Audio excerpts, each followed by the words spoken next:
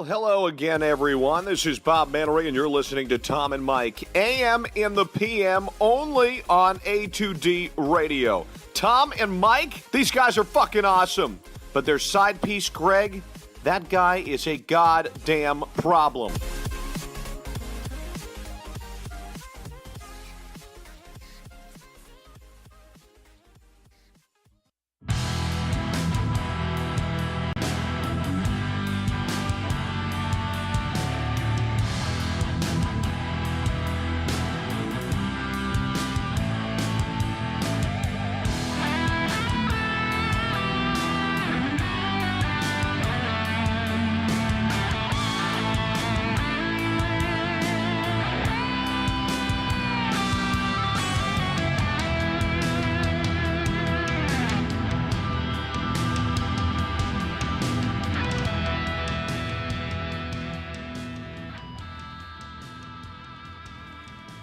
Let's go, Tom. Mike. AM. In the PM. A2D Radio. We're live from the Real Talk Studios, and every Wednesday night we're brought to you by our certified public accountant. Make him yours. Gibson Mayer, LLC. Find him on the web, gibsonmayer.com. Tom Arnone, Michael Mataraki, Greg Mwakovic, Robbie Pove and the ones and twos. The family out there joining us, not only on Twitter, Instagram, YouTube, Facebook. We love you. Thanks for joining us. Tons of birds to talk about tonight. Later on the show, we'll have players of the game and final score predictions. Like we always do. Like we do. Offensive, defensive keys to the game. Eagles' defense appears to be dominant, so we'll talk a little bit about that. How do they travel? Fitzpatrick's performance versus the New Orleans Saints. We'll discuss a little bit of that as well. But our poll question brought to you by little FitzMagic. Yeah, I mean, he's magical every once in a while, and we'll talk about that. Oh yeah. It's not a consistent magic. It's a once-in-a-while magic trick that he'll throw out. Smart guy. We'll talk about that throughout the show. But our poll question brought to you by Scanzano Sports. Find on the web, scanzanosports.com. Which Eagles defender will have the biggest impact on Sunday's game at Tampa? Fletcher Cox, Jordan Hicks, Ronald Darby, somebody else. Let us know. Facebook, Twitter, Instagram, YouTube. A2D Radio is where you can find us. We'll read off your questions. If you got concerns at 1-0 and the way this team looked and there was no hangover, We'll let you air it out, but we don't have many here. All right, and questions, comments, concerns, the whole nine. We'll answer everything that you guys chime in on out there. We'll read it off here. Boys, we haven't talked since 1-0. Yeah. No, we haven't. And not even a little bit, actually. No, and it's not even, I mean, we're all looking, our whole criteria here is looking forward. But I just want to take a moment with you guys and look back to last Thursday. And I know everybody's heard it. Throughout A2D or wherever else you listen to, you heard a lot of Eagles. But there was no hangover. And I know me and Greg talked about it on Sunday, but me and you haven't. But there was no hangover with this football team. You expected something just because it's Philadelphia, but we didn't get any of that stuff. There was no hangover. Right from jump, we kick, which I love. Put your dogs on the field. Let them go eat. They're driving the field. Me and you were looking at each other like, here we go, 7-0. and then the selling point for me, Mike, was the fourth down play and the whole next man up. That was all last year. Guys stepping in and making big plays for key guys that are out. Well, Nigel's out, Cruiser Hill's in, and don't you know Devontae gets to the outside and you're like, touchdown, and he comes out, makes a big play, huge tackle, and changes the momentum that the game could have went the complete other way if you get that 7 there. Well, I would say on the defensive side of the ball, I completely agree with you, no hangover. They came out like a pack of dogs, and they weren't, if the defense had anything to say about it, they weren't going to lose that game. Offensively, I don't want to say there was a hangover, but I do think there was some sluggishness. And I think that had to do with, obviously, the absence of Alshon on the outside. A new receiver in Mike Wallace on the outside, on the other side. And frankly, Doug's, I'll call it over-insistence on trying to get Darren Sproles going in the running game early. You realize they went through the entire first quarter and JHI touched the ball one time. Yeah, but and then all of a sudden, as soon as Ajayi got started in the offense, things started clicking a little more. And I think that's got to be like their constant. When things aren't working on the offensive end, they got to feed Ajayi. I think that takes a lot of the pressure off of Nick. I wasn't impressed with Nick at all. I think he was late and erratic on a lot of throws. But he didn't play all that much in the preseason, so there's going to be some rust to knock off. I'm not worried about him long term. For opening night, though, I know there's a lot of people that were like ripping on Goddard because he didn't catch the ball and it got bounced in the air. Interception. Yeah, welcome to the NFL. In a tough spot. I don't put that on that kid. That ball was at least a second and a half late. If he gets that ball out and he makes the catch without taking a hit simultaneously, I think he catches the ball. Yeah, that's helmet on football. I mean, that's just welcome to the next level type. And I think you're right. The ball was late, but regardless, I mean, that was just one of those perfectly tip your cap to the defender. Yeah, no question. He timed it perfectly. And when is Goddard at North Dakota State or whatever, South Dakota State, wherever, taking a hit as perfect as that? Yeah, I mean, there was a play where he had Wallace basically streaking down the left sideline all by himself and was just real late with the throw. And then put too much air under the throw. The defenders caught up with him. Thing is, these are all things that with another week of practice and another game under his belt, it goes away. Can I be honest with you guys? Yeah. The funny thing is, I wasn't even concerned or diving deep into the offensive side of the football for one reason, because I know this isn't going to be our offense when 11's back. Right. So the thing I was curious about was this defense, right? As advertised, that you come into this year with the additions and the guys you got back. You get back Jordan, you get back Sidney, right? And then you add Michael Bennett and you add Haloti Ngata. You come in my eyes, as the number one defense in football. You really do. You and Jacksonville and the Rams are right there. A, B, C, however you want to look at it. So how do you come back from a Super Bowl? Is there a hangover defensively? And there wasn't one. And I think that's credit to Malcolm Jenkins, Michael Bennett, Chris Long, the vets in this locker room, Brandon Graham's of the world, that, hey, take the signs down. That's in the past. It's a brand new year. And I think that really showed on Thursday night. I really do. I think a part of that, though, is it's a difference between you guys watching the game at home and just kind of, watching it as fans and analysts and kind of doing what we do versus, me sitting there in the stadium going, somebody's got to put the ball in the end zone. Who's it going to be?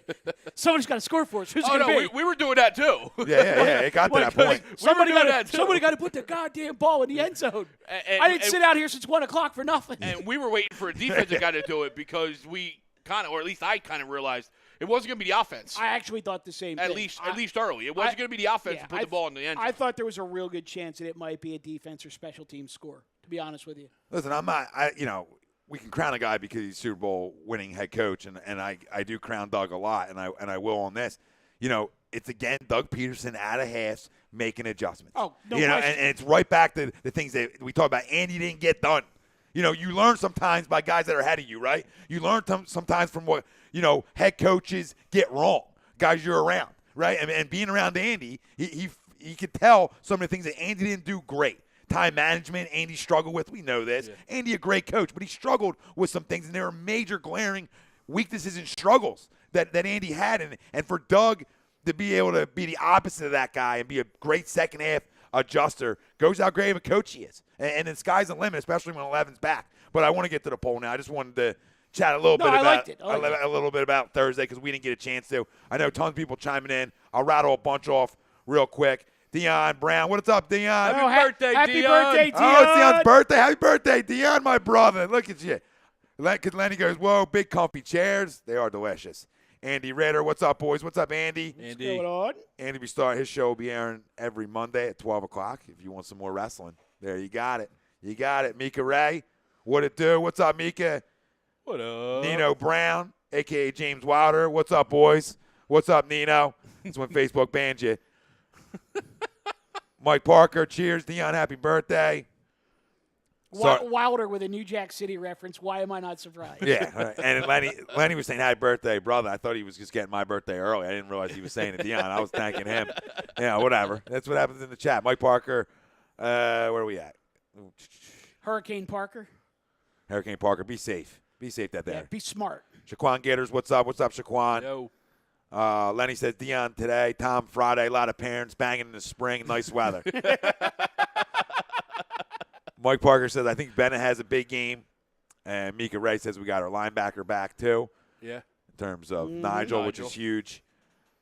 Frank Vespi said it's got to be Fletcher in terms of the poll question.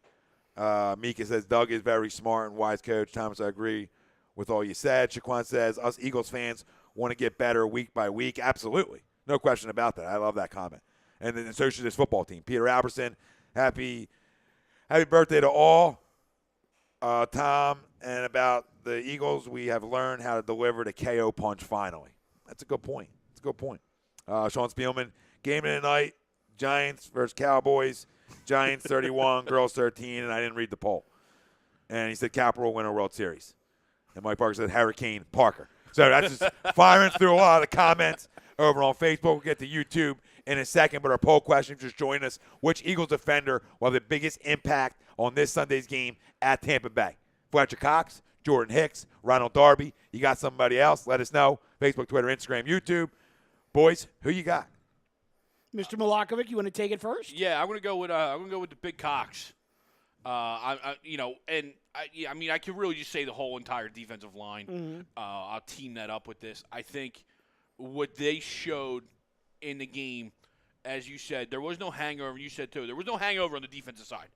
Offensive side, we're still not sure if they're even awake and in the season yet. But on the defensive side, they brought it. But what made Jordan to be able to be all over the field, what made Ron able to stick with Julio the whole game, what made Sidney be able to do what he did, and Jalen to be them, was that defensive line getting to the quarterback and not giving them any time. Greg, real quick, Fletcher Cox, when he plays well, to your point, this defense is nasty. No, yeah, and you can say it's the best defense in football, and that's been now you can't say that for the whole time he's been here, but when he's going, he's a problem. Yeah, and with all the talent all over that defensive line to begin with, when he's going and other guys are getting singled and one-on-one matchups, that's why this defense is special. And it was funny. I was watching the Monday night game, the late game with the Rams, and they were talking. It was into the third quarter, and they were talking about Aaron Donald and the big $100 million man. And listen, Aaron Donald is great. Yeah, you know, he's 1A and 1B with Fletcher Cox. Like any other day, each one of them are the best D tackle or D lineman in football. I mean, we all can agree on that one. But they were saying how in the third quarter he still hadn't had a sack, hadn't had even a tackle himself. Mm-hmm. Now that's because obviously the Raiders were keying on him, right, and allowing Brockers to then get around, Sue to get around, and I think that's what Fletch has got to do as well. Demand those double teams. Eat up those double teams. Even if you don't have a direct impact on the game, you're eating up guys that lets Jordan fly all over the secondary to the ball hawk when they need to. Yeah, I want to address something that you said there real quick for you and for the family too, because I've been hearing and reading a lot of what I believe to be real unfair criticism of Ronald Darby this week. People were talking about, he gave up 10 receptions and 168 yards to Julio. What the hell was he doing out there? Blah, blah, blah, blah, blah. I had two things on this. Actually, I had three things on this. Number one, he kept Julio out of the end zone, okay? Number two, contain. Officially, this is from NFL Jesus. Julio had 19 targets. Unofficially, when I watched it back, it was more like 22. They didn't hardly even throw the ball to anyone else because everyone else was locked down. So if you've got an all-world guy in Julio that you're feeding 22 times and he only has 10 catches, yeah, some of them were for big yardage. But let's say you cut that in half. Let's say he's, 5 catches on 11 targets for 90 yards, but you give up 75 or 80 yards to 2 other guys. Are you happy with that? Because you shut down Julio a little bit? Yeah, did these jabrones who write these articles, do they realize what a cover 2 and a cover 3 and different defenses are as well? Like, did they, you know what I'm saying? Yeah. Like, to back up your point, did they even cover that? Like, not all days man-to-man, babe. I'm just making it clear to people. It's not all man-to-man. You look at a guy catch a ball because the guy's around him, you assume that's that guy. Okay, but sometimes you got over top, a guy's got underneath. That's a zone. And I saw Atlanta pick apart the zone a couple different times with Malcolm underneath, Rodney on top, and Julio finds his zone. In the middle. Dude, that was actually he's the best receiver in football. He does it to every corner in the league, week to week. I had him on my fantasy team for the last 3 years, okay? As do I. And there's a reason I won last year. It was a big part because of Julio Jones. Yeah. But that's what he does. And he has big weeks like that where he has 10, 12, 14 receptions, 160 yards, all right? But the big key is how many touchdowns did the Atlanta Falcons come away with? Right. Exactly. 1. All game Sunday. Yeah. That's what matters. Well, now you bend, you don't break. You actually kind of hit on my third point a little bit, too, is that – But I thought he played well on the ball. I thought he made some good plays. He did. And even in times where it may have looked like they were in zone or, man, but it was man under and it looked like Darby got beat, there were a couple times where he was supposed to have help over the top, and the help just got there late. And I'll give a little bit of credit to Matt Ryan on that because he's looking to one side of the field and coming back and immediately, just throwing to the other side of the field, knowing where Julio's going to be, as opposed to, coming back and finding him before he releases the ball. Oh, no, you're right. Edgar, real quick, Edgar Calderon says, what do you guys think of Mills since we're in the secondary right now? I think you know what you get from Jalen Mills. Right. You get physicalness. You get a toughness. You get a leader. Now, listen, is he going to get beat on double moves? Yeah, he's going to get beat on double moves. But I'm not making excuses for guys in this league. Every corner is going to get beat on a double move. Yeah.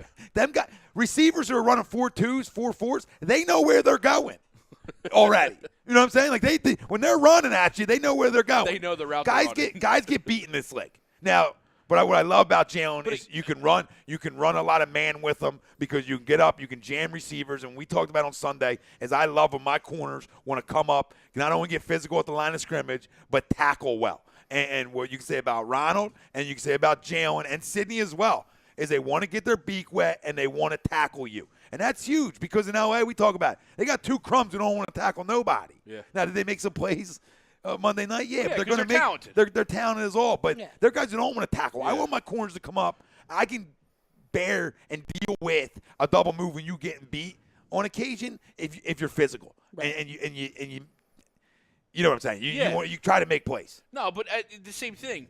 Same thing with the Ron part. I thought Ron had a great game. I thought some of those breakups, if he's covering anybody other than Julio Jones, they're interceptions. Oh, yeah. But because he's giving him a little bit more of a cushion because it's Julio freaking Jones, you know what I mean? Now he's coming in late with the breakup. And the same thing with the double move on Jalen. It's Julio Jones. Right. And you're going to bite on that. I need the rest of your guys to beat me.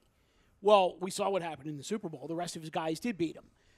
What Doug decided to do, or what Jim Schwartz decided to do, said, okay, we'll give you Julio, but we're taking everything else away. And they did. They did a real nice job. And I think they really did because, listen, we talked about it before the game. I mean, there's guys on that offense that can flat out hurt you. All right, and it's all over the football field. Muhammad Sanu is not a joke. Okay, it's a guy. And neither is Calvin Ridley. No, and I wasn't even getting there yet. And there was talks of me and other guys that you saw Calvin Ridley. I said he could have a huge game with the 2 guys on the outside. Right. He could. Now he didn't. He's a forgotten guy. Yeah, he didn't. Now and then you talk about the backfield, and you talk about Freeman, and you talk about Coleman, and then Hooper's a good tight end in this league, and Matt's a good quarterback. I think. For anybody that was in a little panic mode or the game wasn't perfect to you, stuff we talked about last year. Go to locker rooms and win. That's what builds culture. Mm-hmm. But Matt Ryan and the Atlanta Falcons torch a lot of fools in this league, okay? Don't be mistaken because they struggle in the red zone. They torch a lot of teams in this league. On the ground, in the air, it doesn't matter.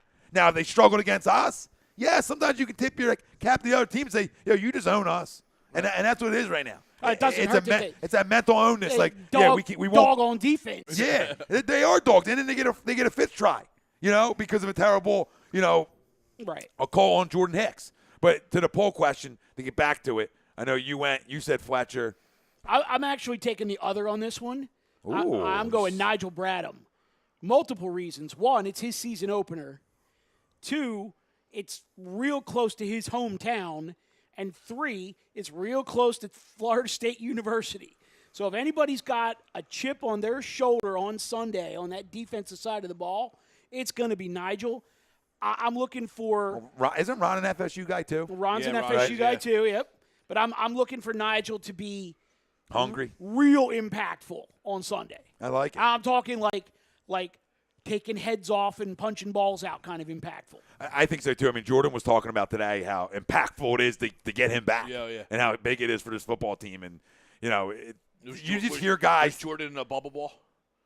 Probably, but you just hear guys talk about other guys on this team, and it really is like something special. I hate to talk about that a lot, but it is like it's just a different vibe when you hear guys talk about their teammates here than when I hear other guys outside of here talk about their teammates, or even talk about themselves. I mean, that's Crumb Central, and it starts. Listen, this is why Julio Jones is the best wide receiver in football, because he's not a diva. Come and make it clear. Denzel Ward ate Antonio Brown up on Sunday if you missed it. Okay? The guy who was a bad pick because everybody out there is a draft expert because everybody Cleveland picks is supposed to be bad. So I get that. But Denzel Ward ate him up on Sunday. That's supposedly the best wide out in football. Ate him up. I've been saying it. If I have my option of I get the first pick, age doesn't matter, and I get to pick one wide out in the league, who am I taking? It's Julio every day. No, every day. It's not even close. Antonio's a freak. He's a stud. He's 1B, okay? But you can take guys like that away. When you're big and physical, it's hard to take you away. And Denzel was physical with them. Granted, it was a sloppy game in terms of conditions, but Pittsburgh played in them conditions before and lit dudes up. So I mean, credit to Denzel Ward. But I thought he disappeared. But my guy, who I think needs to, obviously Cox is the easy answer, the one you went with. So you took it, you crumb. So You give me first shot, I'm going to take my guy. Well, no, I mean, I think who needs to be most impactful. I always go to the front eight. Yeah. I talk about that whole rotation of guys needs to be huge. But I'll say Jordan, and one for more confidence to build off a great first game. We need Jordan to be healthy all year. All right, and I think Jordan Hicks gets a pick six today. We were talking about, Fitzy and him after big games. And I talked about on Birds of a Feather for a few minutes that I don't expect him to have two big games in a row. I really don't. It's just not his MO. So if you look at Fitzpatrick had 18 games in his career with 3+ touchdowns prior to last Sunday, right, boys? His team is 7-11 following those games, and he averages 1.8 touchdowns and a little over 1 interceptions per game. It's a roll job on Sunday. We'll get into predictions and stuff later on. Hold that. Todd Womack. Phillies lost. We're going to come to you on this trade question. I promise you. Fucking unbelievable they lost. They're done. No, I know they're done. They're absolutely done. Just fired his crumb, please. Go ahead, Mike. No. Keep going with your thought. I didn't want to lose track of this because Todd threw something out there that's actually really intriguing. So yeah, no, I just got comments too. So go if you got something with Todd said, or you want me to spin off a few more of these. First off, Todd says, I want to go back to his very first comment. Reporting live from North Carolina right now, I got to thank the Hurricane for allowing me to join my boys on the couch talking about the best team in the league. But, ladies and gentlemen, there is no more couch here. Courtesy of the man himself, got some nice new black leather easy chairs. Literally, because I had to carry it all around too. So. Archie Bunker style with our straight arm, straight back. I was telling you, the best part about it is coming home afterwards and the whole thing already be done because he was so jazzed up they came in the mail. I didn't have to move anything. Yeah, it was the greatest thing. And they only delivered 3 the first day, and I'm like, what the frick, dude? That's They left crazy. the chair? They screwed us over on a chair? I'm all over. So, basically, the Todd Womack question was, would you guys trade for Le'Veon Bell? And No. I think that was after my cough Pittsburgh, cough Le'Veon. No. I would. I want it. The talent, I would love to have the talent. I don't want the diva. Because here's the thing. Even if the Steelers trade him, he's still got to play this year on a franchise tag contract. You can't renegotiate at this point in the season. So he's still got to play for a paltry $865,000 a game. This is the Kawhi Leonard effect. Yeah, it's the same. It's the exactly same thing. A crumb's a crumb's a crumb. Okay. But he asked what we think it would take to get him, and a couple people in the chat said give him away for free. Said J Train and a second rounder, and I actually think that's the right answer. He's in the last year of his contract. That's fine. He's not. That's fine. I don't think you get it for anything less than. Yeah, I mean, very similar to what Oakland got for Khalil Mack. Oh, absolutely close to it. Yeah, absolutely. If you ain't talking a one and something that's, if you're not that's talking already at least playing, 1-1, you ain't getting. That's why I don't give up for him, because I feel like I'm good in my backfield. Oh, I don't want him either. To answer Todd. I mean, listen, on paper, does it sound delish? Absolutely, right? I mean, on paper, you're like, how can you not? If I'm playing Madden, I make the trade right now. You understand? Because I'm controlling my locker room there. I control what goes on with my guys, my little people who just leave it all out there on Sundays or whenever I get a chance to play Madden. All right, but to me, when I see guys in his locker room taking shots at this dude, that's everything I need to know. Because because every guy in this league, right? We talk about the fraternity. They all back each other when it comes to money. It's a business, right? They all say it. They crushed this dude. Numerous guys in that locker room tore into him. Uh-huh. That's all I need to know. As soon as your teammates turn on you about money, when they're all trying for the same thing, you're out. You're done. You're something bigger. Go with your rap career, babe. Go hit an L, and I ain't mad at you. Hit it away, but you're not coming here. You're not. And granted, we have a great culture. My buddy called me the other day. What do you think about that? I said, I don't need that. I said, that's going to be okay with being the fourth wideout on a team when everybody's healthy. You tell me that. Because if he's okay with it, I'll give him a look-see. There's no shot he's okay with that.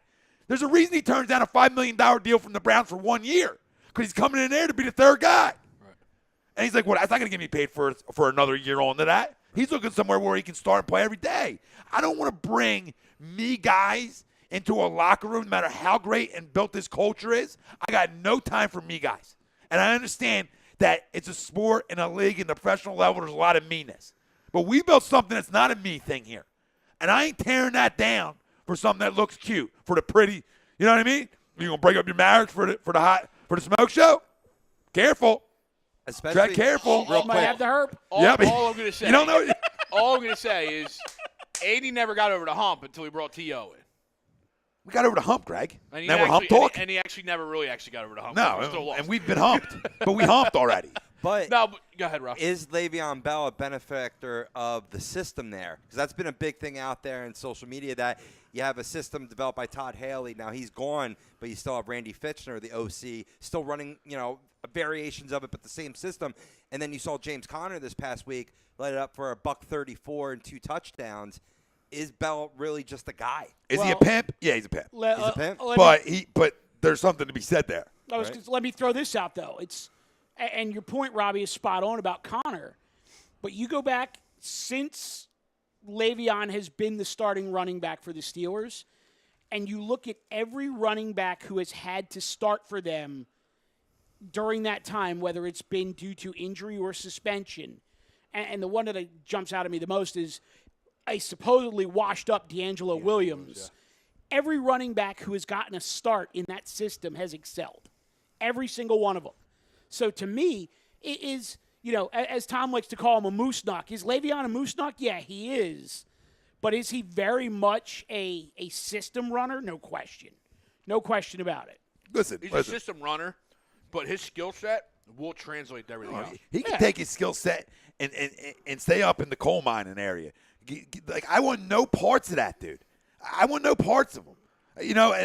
So he's traded, and then we're running. No, I'm not. No, because them guys scare me. I want to know parts of Kawhi Leonard. You heard me here. I love the Mike Jones comment here. Dez only knows 2 routes. I'm good with the receivers we have. Same goes for running backs. Yeah, me Thanks, too. Mike. Me too. What am I breaking up a happy home for? You know what I mean? For a guy who don't want to play somewhere where you're on the verge of being a contender in the AFC, cuz you're on the verge of being a contender in the AFC. You're going to get paid $14 million goddamn dollars for 1 year. And you don't want to come and report? That's a crumb. Get out of here. I understand where he's coming from, and I get it. And dude, you got to get your money. You know what I mean? But every other time he's done this, he's shown up week 1. You know what I mean? And this time he didn't. And this time he didn't. And it does. It makes you – I still take him every day, all day on Sunday. Well, you know what the difference is, though, is that this is the last time that they can put the franchise tag on him. And you know what else the difference is I had a couple first-round number 1 overall picks, and I picked Le'Veon Bell. And I so get here you we go. Because I did it in the league, too. But the difference is every other year he came back week 1 because he knew that no matter what happened – even after that year was over, he was still going to be a Pittsburgh Steeler. Right, yeah. And could he go ahead and get his money? Well, now this year, he knows after this year, he's no longer going to be a Pittsburgh Steeler.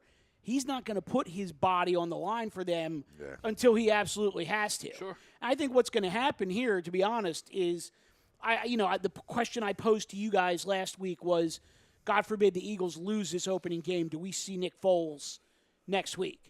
I think what you're going to see in Pittsburgh is the first time you have a really subpar performance from James Conner.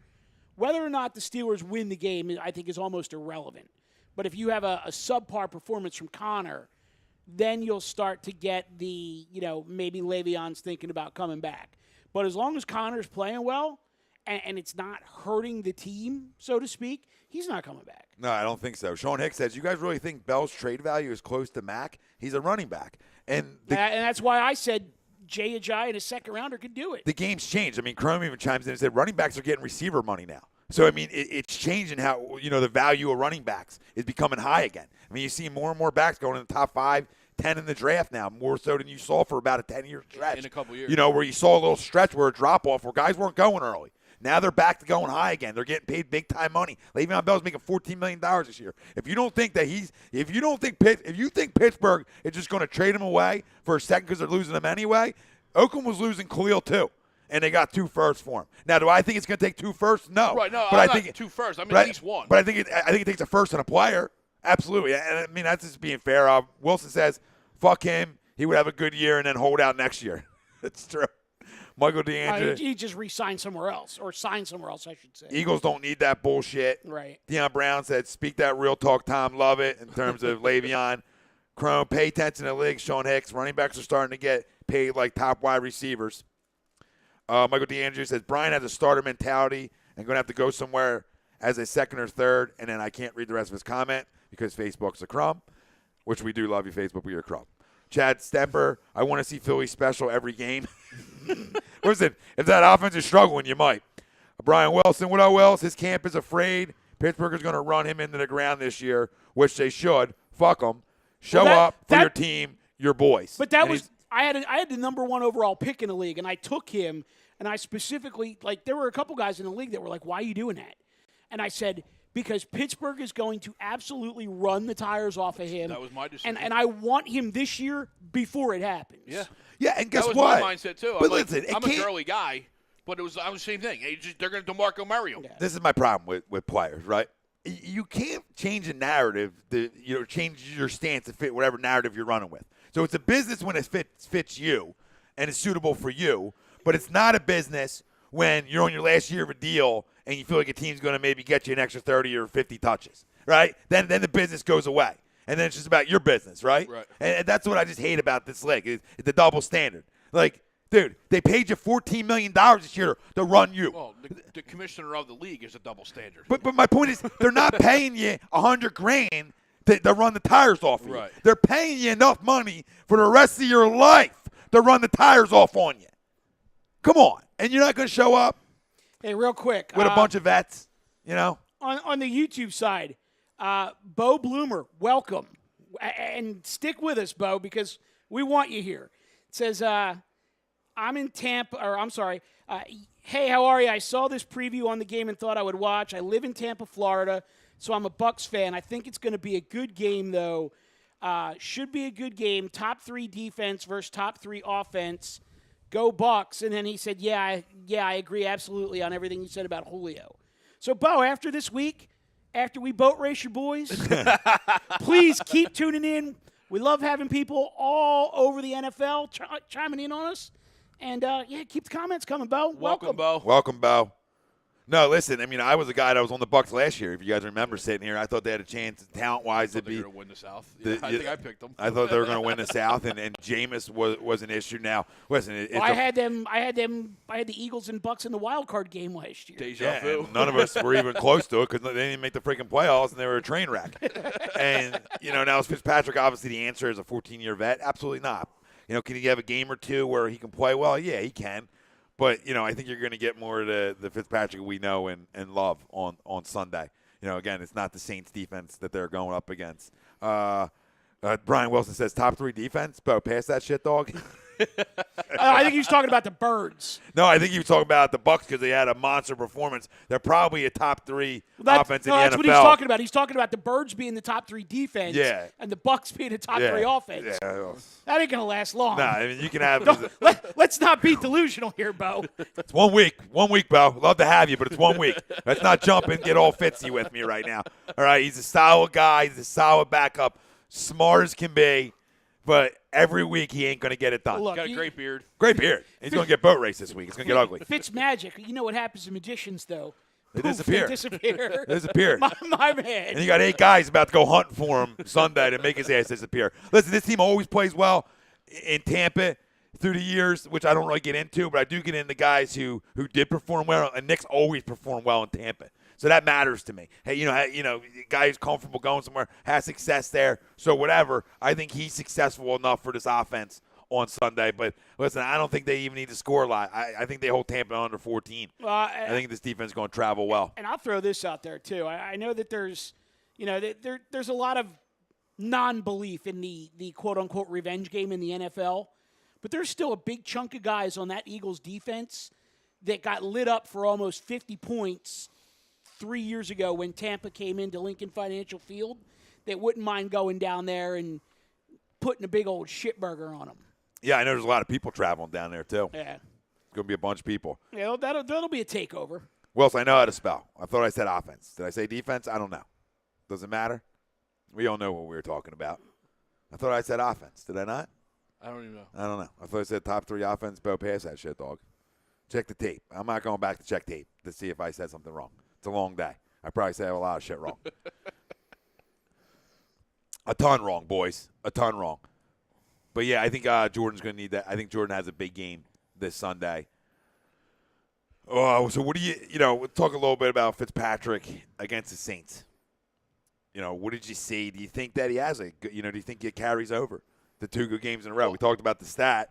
I kind of think it's like the old dumb down for the backup.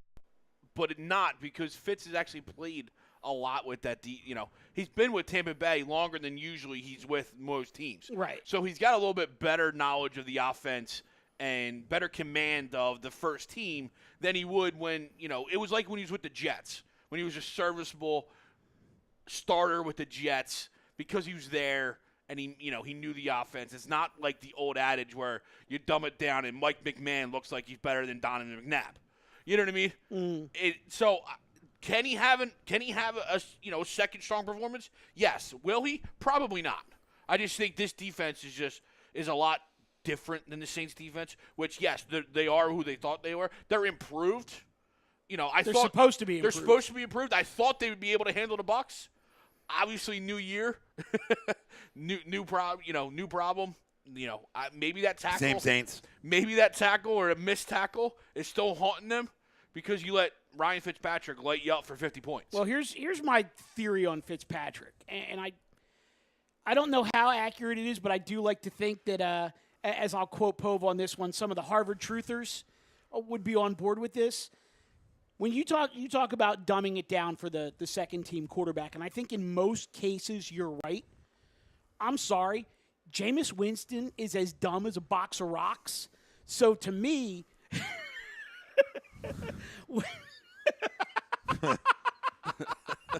Does that get you guys fired up? a little bit. Does that get you guys fired up? Jazz up, ready to go, lick a fucking finger or two? To me, Jameis Winston is as dumb as a box of rocks. And when Fitzpatrick is in the game, to me, the Buccaneers coaching staff actually opens up the offense a little bit because he's got a better grasp of it than Jameis does. Well, he has a better grasp than most NFL quarterbacks because of how smart he is. I mean, Jameis, you can't deny the athletic ability, and I get that. But I think, grand scheme of things, Fitzpatrick has a much better mastery of the offense.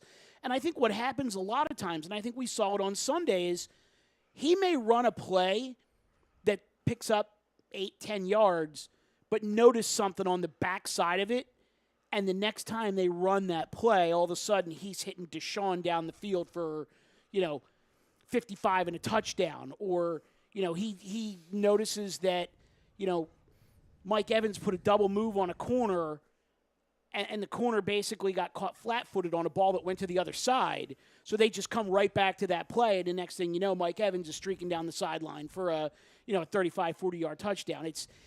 He sees the little things that an average to below-average defense won't correct play to play. And I think that's the one good thing about the Eagles' defense is they do correct things play to play, not series to series or quarter to quarter. Yeah. So the sad thing, there's going to be some opportunity there for them. No question about it. But I think the Birds are going to be a far tougher matchup than the Saints were. Yeah, and I know a couple people want to know when we're giving our predictions. We'll give them a few minutes for the people hanging on and waiting for prediction time. We'll give that in a few minutes. But the sad thing about Jameis is, I thought the winner mentality would carry over to the next level. And I know, I thought just the winner in him, I thought would make up for some of the things he lacked, but that's not the case. From what I gather and from what I see in that locker room, where I don't see guys that rally around Jameis Winston like I thought would happen. Right. I actually see guys that say they go watch tape and they start, they start backing up like I don't want this guy to be mine, because there's just too many mistakes. I mean, and it's the Marcus Mariota thing. Now Mariota's had a lot of injuries, but how long do you give? It's the same thing going on in Dallas with Dak Prescott. How long do you give till you realize it's not a franchise guy? Well, now, the difference in Dallas is you didn't use a first-round pick on that guy. That's where I was gonna go. Okay? Yeah, The difference in other places is you did. Yeah. Right? And you did in Tampa.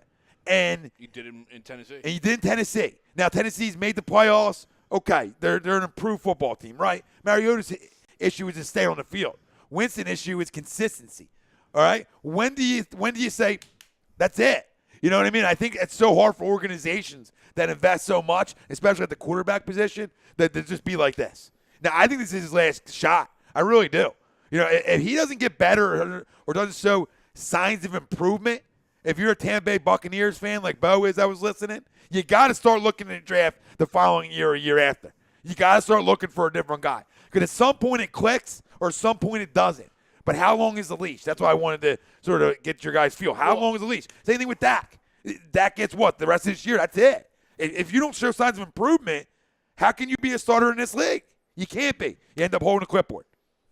Well, I was gonna. It's a great job, by the way. It's a great job. You don't got to get hit, and you make a ton of money.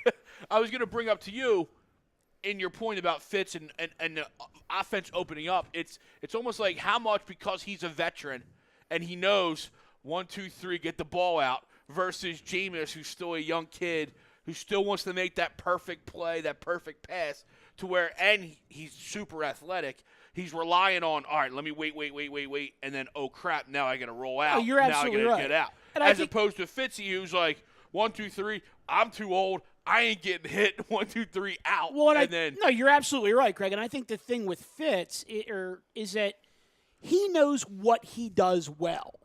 You notice that the one thing that he does is, he'll throw back shoulder fades where you don't see Jameis throw back shoulder fades. He throws jump balls. The one play that I really, really thought was a great play last week was he had Godwin out on the right sideline. The pylon. And basically just threw it to the pylon and let Godwin make a play. Jameis is throwing that ball, he's throwing a lob and telling Godwin to go up and get it. Fitz is like, no, I'm just going to drill it at the pylon. Meanwhile, Godwin's 5'9". But that's the difference. Fitzpatrick has to get by with being smarter than the guys that he's playing against, right? Yeah. Jameis has gotten by his whole life by just being more talented than guys around him. And even in college level. Not that you have to work hard, absolutely. All these guys have to work hard to get there, okay? But, Fitzpatrick can more throw a ball before a guy's even out of his break where, Jameis doesn't. But, this is my point. Like, some of these quarterbacks around the league, this is their, last year of make it or break it. And I'm, really looking over in the Dallas world and being like, that's some of the stuff I talked about after his first preseason game. That I'm like, this guy can't throw from the pocket. That's a problem. Like, you cannot win in this league by just being a roll out, roll this way, roll that way, and think you're going to get it done. But here's the problem, though. And I can legitimately say that I actually felt bad for Dallas Cowboy fans watching that game on Sunday because he's got no weapons. I mean, he's got Zeke, but if the offensive line without Frederick can't open up holes, then the run game gets shut down, and Dak's just got nobody to throw to, and he doesn't really have a lot of time. So I'm not willing to put all that on Dak just yet. Jameis, absolutely. But Mike Jones actually brought up a point. Said the Saints didn't sack Fitzpatrick one time. I highly doubt the Eagles' D-line won't get to him and possibly force some turnovers. No, Evan Flo to leg. They might sack him 8. You know what I mean? Because they didn't give up any sacks last week. And in Dallas, real quick. Mike DeAndre was talking about it. So a Wentz and Alshon reunion week 3. And I said, you think, Mike? I was thinking more week 4-ish. Being that they're telling everybody reporting that he's going to be clear for contact. I was thinking more week 4 where he comes back. And then Ralphie comes and says, dude in the middle thinks Wentz should come back week 4. Get a clue. Take the headset off. I didn't say I think he should. I would say if he's clear for contact, everybody's saying he's coming back, I would think it would be more a week 4, but I don't know anymore. I mean, every week it's a different. Ralphie wins a couple of Madden games, and all of a sudden. And he didn't win the last 2, so he knows where to stop by. I would like to see him get some game action before Minnesota comes in here with that defensive line on week 5. If week 5 is the first time he starts, so be it. For me personally, if he's cleared, I'd like to see him get into a game before then. Yeah, that's fair. I agree. I'm in no rush mode though. Honestly, I said this on Sunday. I'm in. If you win, there's another week. If you win, there's another week. If you win, there's another 2 weeks. Like I had 2 weeks on every win. Make sense? So if I win this week, I ain't looking till week 4. I win week 3, I ain't looking to week 6. Make sense? Like I'm skipping 2 weeks of him coming back every time we win to a point where I say, well, I can't bring him back any later than week 10, 11 because I got to give him at least 5, 6 games if we're a playoff team to get ready for the playoffs. But I also don't want to bring him back too soon. What I saw a guy doing his calisthenics last Thursday, look a little ginger on that knee to me when I was seeing him do his calisthenics. First time I saw him a little iffy on that knee, and I said, whoa. Pause. We aren't RG3 in it here. Pause. Let him get right. I'm not in a rush for him to get cleared for contact. Do I want to watch Nick Foles consistently? No, I don't. No. But I also don't want to be watching Nick Foles next year. Makes sense? Look at Deshaun Watson, everybody's darling. I told you on Sunday he was going to flat out struggle. Did I not? Yeah. 2 ACLs, and you brought him back. I wanted to throw him in that same mix with Watson and Dak that you were throwing before because it's really good. You come out and you're successful from what worked in college, and then all of a sudden, defense is making an adjustment. Do you? And these players aren't making that second adjustment. And that's true for all sports. How are you going to make that adjustment when the defense or whomever figure you out? Yeah, and with the thing that bothered me about him, Deshaun, it was, again, the double knee. That's a double knee. That's hard. And then you're bringing him back a year, right. Not even a full year. Mm-hmm. And you saw the struggle. And you're going to give all that credit to New England? No, because they were electric last year offensively, Houston, when he played.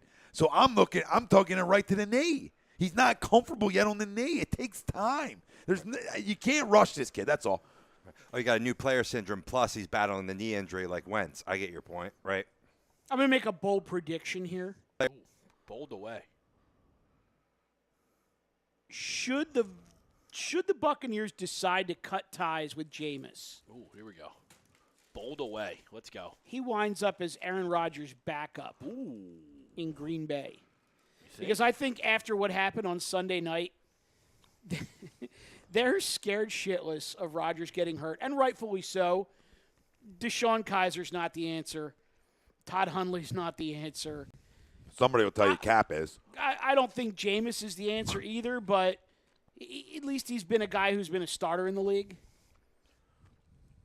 Cap, you know what? Cap might not be. He might not be a bad choice. Is that for Ralphie? No, it's for Wilson. I don't think. I hate when guys say when he's cleared he's going to play. It's fucking conversation, asshole. It's exactly what it is. It's conversation. Conversation piece. We're here to conversate. So we're talking. We're dissecting. We're assuming. Whatever the case may be. And he's like, you just said week 10. Because at some point, if you're going to play him this year and you expect to be a playoff team, you can't wait till week 14 to do it. So I don't know what their plan is, but I'm just thinking about my plan. At least you got to play it. Jerk off. I didn't actually think. Now, granted, the offense Don't come Sunday. was completely. Don't even come. Sorry, Greg. Don't even. Just stay home. Granted, the offense is completely you different. You don't want with to see Kaiser. him in this room before the Eagles game? I don't want to see you. I didn't think he played terrible. Who? Kaiser. I thought he looked a lot better Monday or Sunday night than he did ever in Cleveland. Yeah, but that's not hard. But exactly, It's Cleveland. But I was thinking though, while this is all going down, and Aaron again wastes a high pick on Aaron Rodgers, goes down, comes back and wins me a game by .02. Thanks, Mike. 2 yards. 2 goddamn yards. But I was thinking, Did you see that shit? Uh-huh. He beat me by 2 yards. Is there any other team's fantasy players that are so contingent on one single guy than the Green Bay Packers? You're talking just from a fantasy perspective. Just from a fantasy perspective. Patriots and Brady. That's it. Yeah, I'll give you that. And actually, Because I could even just because but I'll who's even the backup? I'll even cut that. I'll even cut that back to Gronk and when he's on the field, Edelman, because everyone else on the Patriots is just a crapshoot every week anyway. Right, yeah. But if Brady's not healthy, you don't get Gronk, you don't get Edelman. If Rodgers isn't healthy with the pack, you get nobody. You get nobody. Nobody. Nobody. I mean, smart. even you. I mean, it's funny because I almost tweeted out Sunday afternoon SOS, same old Sam, because Sleeves was horrible on Sunday afternoon out in Arizona. But for as bad as he was, Fitz still had numbers. David Johnson still had numbers, at least from a fantasy perspective. Right. So, but yeah, I mean, it's got to be Rodgers. Without Rodgers, those guys get nothing. Oh, absolutely. Guys, I want to do, and I know we were talking about doing it later on in the show, but for everybody on Facebook that's waiting for it or wants to give their score predictions. And I want to do this again. We talked about it doing it week 1. Same thing here for week 2. Give me your score, player offensively of the game, defensively for the game. Screenshot. And I was one last and a week. chance for a Visa gift card. You're not allowed to win. And a chance for a Visa gift card for the family. $50 Visa gift card to the winners. You got to screenshot your score and players of the game, offense and defense, for a chance to win, fam. All right? Just throw it in the comments. Let's go. Whoever wants to start it. Player offense, player defense, score. Let's roll. I'm going to go. I do think it's a roll job, even with one glove. I know. I hate you giving dubs. He's feeling. Makes me real uncomfortable. I'm out. No, I'm kidding. Yeah, but he's feeling the Everybody's gonna tear knees on Sunday. I'm out of here. his seat's getting hot. Who? He's got Paxton Lynch Oh, yeah. running up. He's got to have a good game, or Paxton Lynch will be starting week 3. I'm going. Oh, your boy's son. Wait, let me ask you a question. If Carson's real quick, if Carson's so cleared for contact, right? Please, guys, please. If he's so cleared for contact and he's ready to come back, why are you bringing in a fourth quarterback? Somebody tell me that, because I'll wait for that. Because that's weird to me. I just think it's. Michael, tell me, because that's it's weird. Doug. I just think it's Doug being a quarterback guy. It's Doug and Andy. Getting somebody on the practice They squad. always have somebody on the practice squad And that they're then trying to it was develop. like the Hackenberg thing. No, They I wanted get it. Hackenberg, and they just want to catch lightning in a bottle, I think. If they can, like, I don't think it's lightning in a bottle. I think they want to develop a guy and then try to trade him. No, that's what I mean by lightning in a bottle. Okay. I don't think. Yeah, to I'm them not, it's I'm an not saying. asset. Have we seen 11? I'm not saying That's Paxton all, Lynch is that's all, ever going that's to all start the bottle of over 11. lightning you need. I'm never saying that. I'm just saying. If Listen. they can make him a serviceable quarterback and get a pick out of him, Everybody for needs to nothing? relax because Paxton Lynch will never dress for a day. That's not where I'm even for this going. team. I'm just saying if he's cleared I'd start him tomorrow over this guy. if he's cleared for contact by Friday, you don't need another arm in camp, practice squad or not.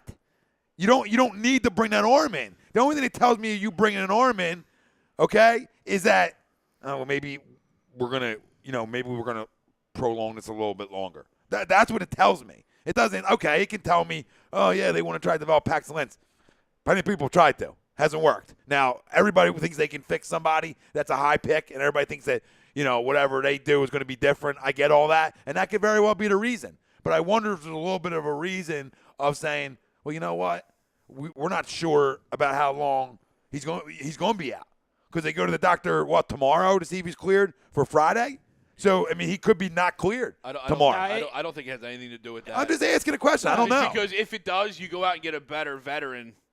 You would have made it trade for Teddy Bridgewater. No, you wouldn't. You have a veteran here. You would have just went. You just go to get a camp on. No, I'm just saying if you were that worried, you would have gotten somebody, not a guy you could put on the practice squad, because who's going to claim him? Now, here's the answer to this question: is as soon as 11 comes back, he gets dropped from the practice squad, and they wind up signing somebody else. But the reality of it is this: right now, they dropped Hackenberg, right? Well, he signed with Cincinnati. Okay, yeah. so right now they have two quarterbacks in the system. If Foles gets hurt, you're down to Studfeld. Now, here's the thing. It's not a knock on him at all, because if Foles get hurt, Sudfeld is the guy here. But you need to have somebody on the practice squad who's in your facility learning your offense, who can at least dress for a week as a serviceable backup while Howie works his magic and goes out and finds somebody who's going to be a better long-term solution if they ever need to do that. I mean, Paxton Lynch, his sole purpose is to learn the offense. And if they keep him around, maybe they try to develop him and trade him. I just think he's basically an insurance policy until 11's healthy. I love Wells. He tells Greg, shut the fuck up. Paxton Lynch should be bagging groceries at Aldi. Well, yeah, that's right. Wait, Audi or Aldi? I'm not sure. I mean, maybe, I don't know. I thought I had something. I thought like I had something good, and I didn't have it. I didn't have it at all. No, Paxton Lynch should be bagging groceries, but there's probably not anybody else out there that, they like that would come on the cheap and had practice squad eligibility. And that's fine. I just thought maybe it's because, they're not sure about exactly when 11's going to be cleared for contact, and the more arms you can have in camp, the easier it is on the guys that you got in camp. Your Sudfelds and your Foles in terms of reps. They talk about like pitch count. Yeah. So, Mike, do you have a score? I didn't get. I got. Yeah, cut off. You got cut off. Still got to get his. Yeah, kiss my ass. Well, you guys were all worried because I'm actually picking the Eagles to win. Yeah, we did get worried. Go ahead. I'm going 33. I'm going to get the first of the year 33 pull hit. Eagles, and I'm going $13. I do think it's that big of a roll job, and I agree. I don't think this defense lets up 14 points. My player of the game is going to be, on the offensive side, is going to be, I'm going to go Mike Wallace. I thought Mike Wallace played very terrible, super terrible on Thursday. I thought he gave up a lot of balls deep, gave up on them. And I think what only, as it looks like Hargraves is out for the year, just happened today. They put him out, and so they're down cornerbacks. They're going to key on Nelly because that's the only guy that put up tape the other day. So I think Wallace is a big game. And then on the defensive side, I know I said Cox for the question, but I'm going to go Derek Barnett for my actual player because I think he's going to actually put stats up. Whereas Cox, I'm just going to go from like a standpoint of just commanding defense. Oh, absolutely. Basically, in every shot, pretty much. Yeah. Oh, there's Fletcher. Oh, there's Fletcher. Yeah. There's Fletcher again. Also, a roll job. I'm going 31-17 Birds. I think it's 31-10, and the 17 is just like a late garbage touchdown. I don't think the starting defense gives up more than 10 points to these guys. If they do, it's because I just have a feeling he's going to be all over the field, like ridiculously so. Offensive, I'm going big bounce-back game for Zach Ertz. Yeah, listen, I don't think we're racking up the scoreboard. I'm going to sit in the 28. Well, I don't. I think Nick plays well. I'm going a little lower than you guys, but I think like a 28-7, 28-10 game here, and offensively, I'm going to go with Nelly. I think that's Nick's guy. to get the football to. I just think he'll maybe have a little bit more space to a couple operate. more. So I think Nelly makes a big player too this Sunday. And defensively, Derek Barnett's a good pick because, you talk about a guy who, offsides a couple times, blah, blah, blah, blah, blah. But defensively, I'm going to go – it's a tough one defensively. You guys took two good ones. And it's easy to go Fletcher.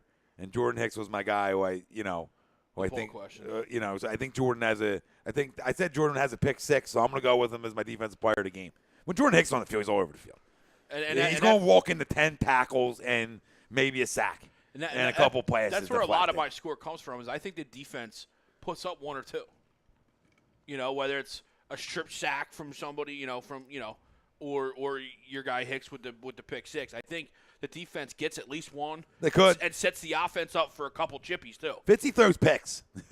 In case you missed it, fam. He's known to throw a pick or two. He doesn't have the strongest arm. We all know that. Todd Womack says 28-14 Eagles all day. What up, Todd? Mike Jones. Who? Mike Jones. What? I got the Eagles winning 27-10. My offensive player of the game, J-Train. 2 more TDs, over 100. Defense, Nigel. Me of everything. Wait a minute. We signed Paxton Lynch? Yeah, we did, brother. TTP. What up, brother? 32-13 Birds. Malcolm with a pick 6. Defensive player of the game. Mike Wallace with a 70-yard bomb. Offensive player of the game. Did we actually sign him? I just don't know he's in for a workout. I don't know. Todd Womack, I fired up Tom equals a damn good show. Thanks, brother. And everybody said I was fired up. I guess I was fired up a little bit. You're a little fired up, but it's all good. Bub Wimmer, how do you think Patrick Mahomes will be in his career? He sure looked good on Sunday. I think he's a stud. And he's with a quarterback guru. I was going to say he's with the quarterback whisperer. And I made the mistake of starting the veteran, Marcus Mariota, in Miami. Like, how bad can you be against Miami? Versus the Rook in San Diego or L.A. or wherever they're from. Yeah, we don't know anymore. And, of course, that backfired. Well, I mean, listen, but that sometimes there's a benefit of you sitting year one when you play behind a guy like Alex Smith. Right, yeah. And then there's the Cleveland Browns, where it's a 38% completion percentage, and you have a guy who was a walking 72% completion percentage in his 4 years in college, and he's not on the field. I'm not trying to go to Cleveland here, but they win. That's a shame because they win that football game on Sunday with anybody distributing the football. Even maybe me or you, the three of us or four. I don't know how your gunslinger is, Robbie, but if you still got a little bit that. I don't know. That's because I can sling it. Yeah, I always I might not be able to see over the line, but I can sling it if you give me a pass. I've struggled on Thanksgiving slinging a little bit recently, but if you give me the lane that Mitch Trubisky had, I can make that throw. Oh, yeah. I don't know if you saw me right. Trey makes that throw. Speaking of banged up bodies like my own here, what supports your guys' argument in terms of a large disparity on the scoreboard is, Greg touched upon it a little bit with saying Hargraves being placed on IR. You still have what's his name? You were talking about him before. Brent Grimes. He didn't practice today. Yep, so, another one. Deshaun concussion and a shoulder injury came out of that as well or whatever. Always does, Rob. Yeah, it always does with Deshaun. He didn't practice today either. Yeah, he's out. Yeah. I would just assume he's out. It's not his first concussion. And that shoulder's always been an issue for Deshaun Jackson. Yeah, but here's the thing, though. Deshaun always eats against the Birds. He does.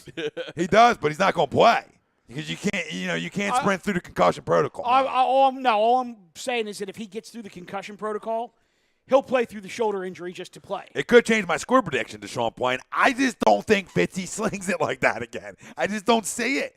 Unless he's not going to have the time. Unless we turn the football over a ton, we win this football game. Might not be as clean or as lopsided as we think it may be.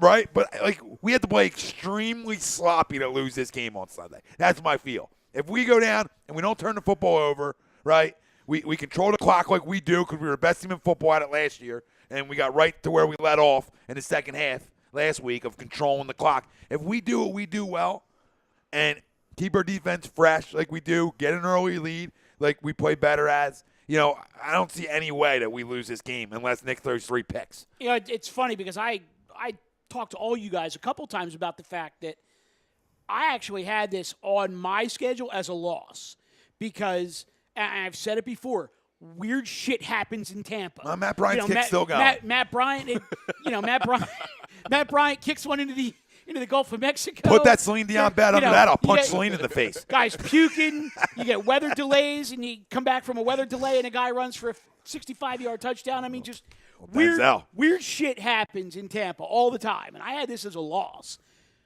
The stuff that happened last week, though, completely flips. Oh, it yeah, for me. yeah.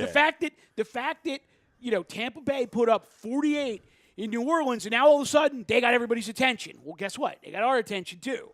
And the Birds, no sign of a hangover on the defensive side of the football. Hell no. No. This is a business trip now, and it's on. This is the best team. This is the best team in the National Football League, and I think they're going to go and do what great teams do well, and they don't play down the competition. You look at the Pittsburgh Steelers. Why I picked against them on Sunday, they always play down the competition. It's a reason for a lot of their failures. Okay, over Mike Tomlin's career. And Ben doesn't do shit on the road. And I just feel like when you talk about a defense like this, they're going to travel well. I think we know what we got from them. Now, offensively, yeah, there's concerns with no 11 and no Alshon. There's concerns offensively on how you're going to score. Okay? Zach's got to play better. All right, that's factual. Yeah. Your little book tour's over too, babe. You know what I mean? 9 and Zach have to play better on Sunday. Like, I don't think he can get away with being sloppy again. Now you're going to somebody else's home field. Like, you can't – different strokes for different folks. You can start a little slow at home and maybe get away with it because of the environment. You can't start slow on the road. That's just a belief of mine. You got to start fast on the road. And the fast doesn't have to be 7-0. Fast can be 3-0. But you need to start fast. You need to get no huddle, really pick up the pace, high tempo. Yeah, I think as soon as you get a first down, you just go with Nick. Yeah. I think as soon as you get that Chip Kelly, MO, as soon as I get a first down, we're just going to go. Yeah. But until I get that first down, I'm not going to go. Yeah, just a reminder to everybody on the YouTube chat, after you make your prediction on the score, screenshot it, and put some other people's comments in there so we can actually see that, it's a legitimate screenshot. And if you hit the score on the nose, send it to the man. Brian Wilson, slide into his DMs. DM me, baby. Brian Wilson says on 10 days rest, we're going to roll this team. I'm in the belief of that. And I don't think it was a 10-day rester where it's smelling ourselves. Yeah. Because it would have been a little more smell ourselves if we did what Tampa did to New Orleans, to Atlanta, right? If we went and rolled Atlanta, I could see it being a little, everybody's a little too puffy, right? But you escaped, right? Again. So I see that Minnesota effect. How it was that next week against Minnesota, I sort of got that vibe against Tampa where I think Nick really plays well. Yeah. Because Nick's the kind of guy like Fitzy, in a way. You might get a game or two really good out of him. He's going to go back down to who he is. And he'll pop back out, throw 3 TDs again, no picks. And you're like, oh, you know what I mean?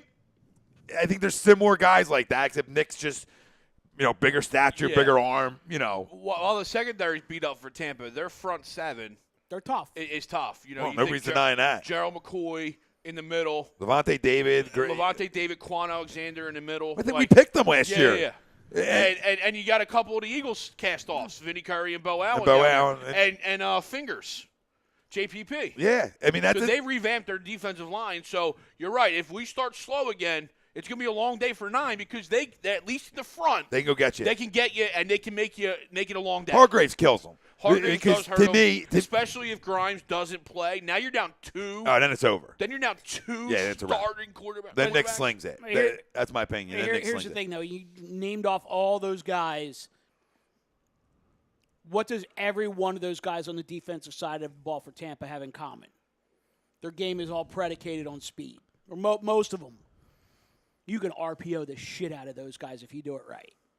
If the running back sells it and Nick gets the ball out fast, the way he did against the Vikings in the first half in the NFC Championship game last year, that's going to open up a lot of stuff for everybody else. You could just RPO the shit out of them all day. I agree. I think Nick has a good game. I do. I mean, I'm confident in our offensive line going up against any front in football to hold their own. I just have a belief in that. Yeah, a little Gabe there and not confident. Did I? Yeah. Fuck that guy. Do they profile well? Fuck, did I just say that? I might just put the. I feel confident in my guys. That's Fuck where you went. I hate him. I can't believe you still support after all this time. You leaning? I know you are. I know you are. We'll talk. We got plenty of time to talk about this because that train wreck's still going on. I know Mike wrote on a comment tonight in the Ring the Bell group when I said they quit on this crumb, and Mike's like, no, I didn't see the game, and he's like, no, it didn't even look like he wants to be out there. That's a problem because that's a computer problem. He went out there in the first inning and he gave up 3 in the first, and Harper, he gives up a home run to Harper. Harper's rounding the bases, and Noah just He didn't look mad. He just looked like he didn't want to be there. I don't blame guys for not wanting to be there. I'll quit on that guy, too. Ismael Rodriguez says 31-27 Eagles. Wow, he's got a close one. Closey. Real close There's one. no way, even at home, Tampa's putting up 27 on the Birds. Unless you get a couple defensive, or like where my score was 33, they'd set them up for some chippies. Or a special team. Or a Big special special teams. team. Pootie Tang says. Because, Nick threw legitimately 5 or 6 against the Falcons. They just couldn't catch. So, if he plays the same, and I know you expect him not to, just saying if he has that same type of game where he's early, he's late, he's high, he had to leave a couple out there. I'm sorry, go back to the comments. No, you're good. Pootie Tang says offensive player of the game, Jay Ajayi. Defensive player of the game, Jordan Hicks. And he said 28-13. What up, Pootie? Pootie. Me of Everything says Jim Schwartz will have this defense eating up Tampa Bay. Don't disagree with you, brother. Absolutely. And he says, fire Gabe right now. What this team did was an absolute disgrace. And I know, and I was listening to it, and I made the mistake of this because I don't listen to these crumbs, but I was listening to the pregame, driving into work. I don't know the guy who's doing the pregame.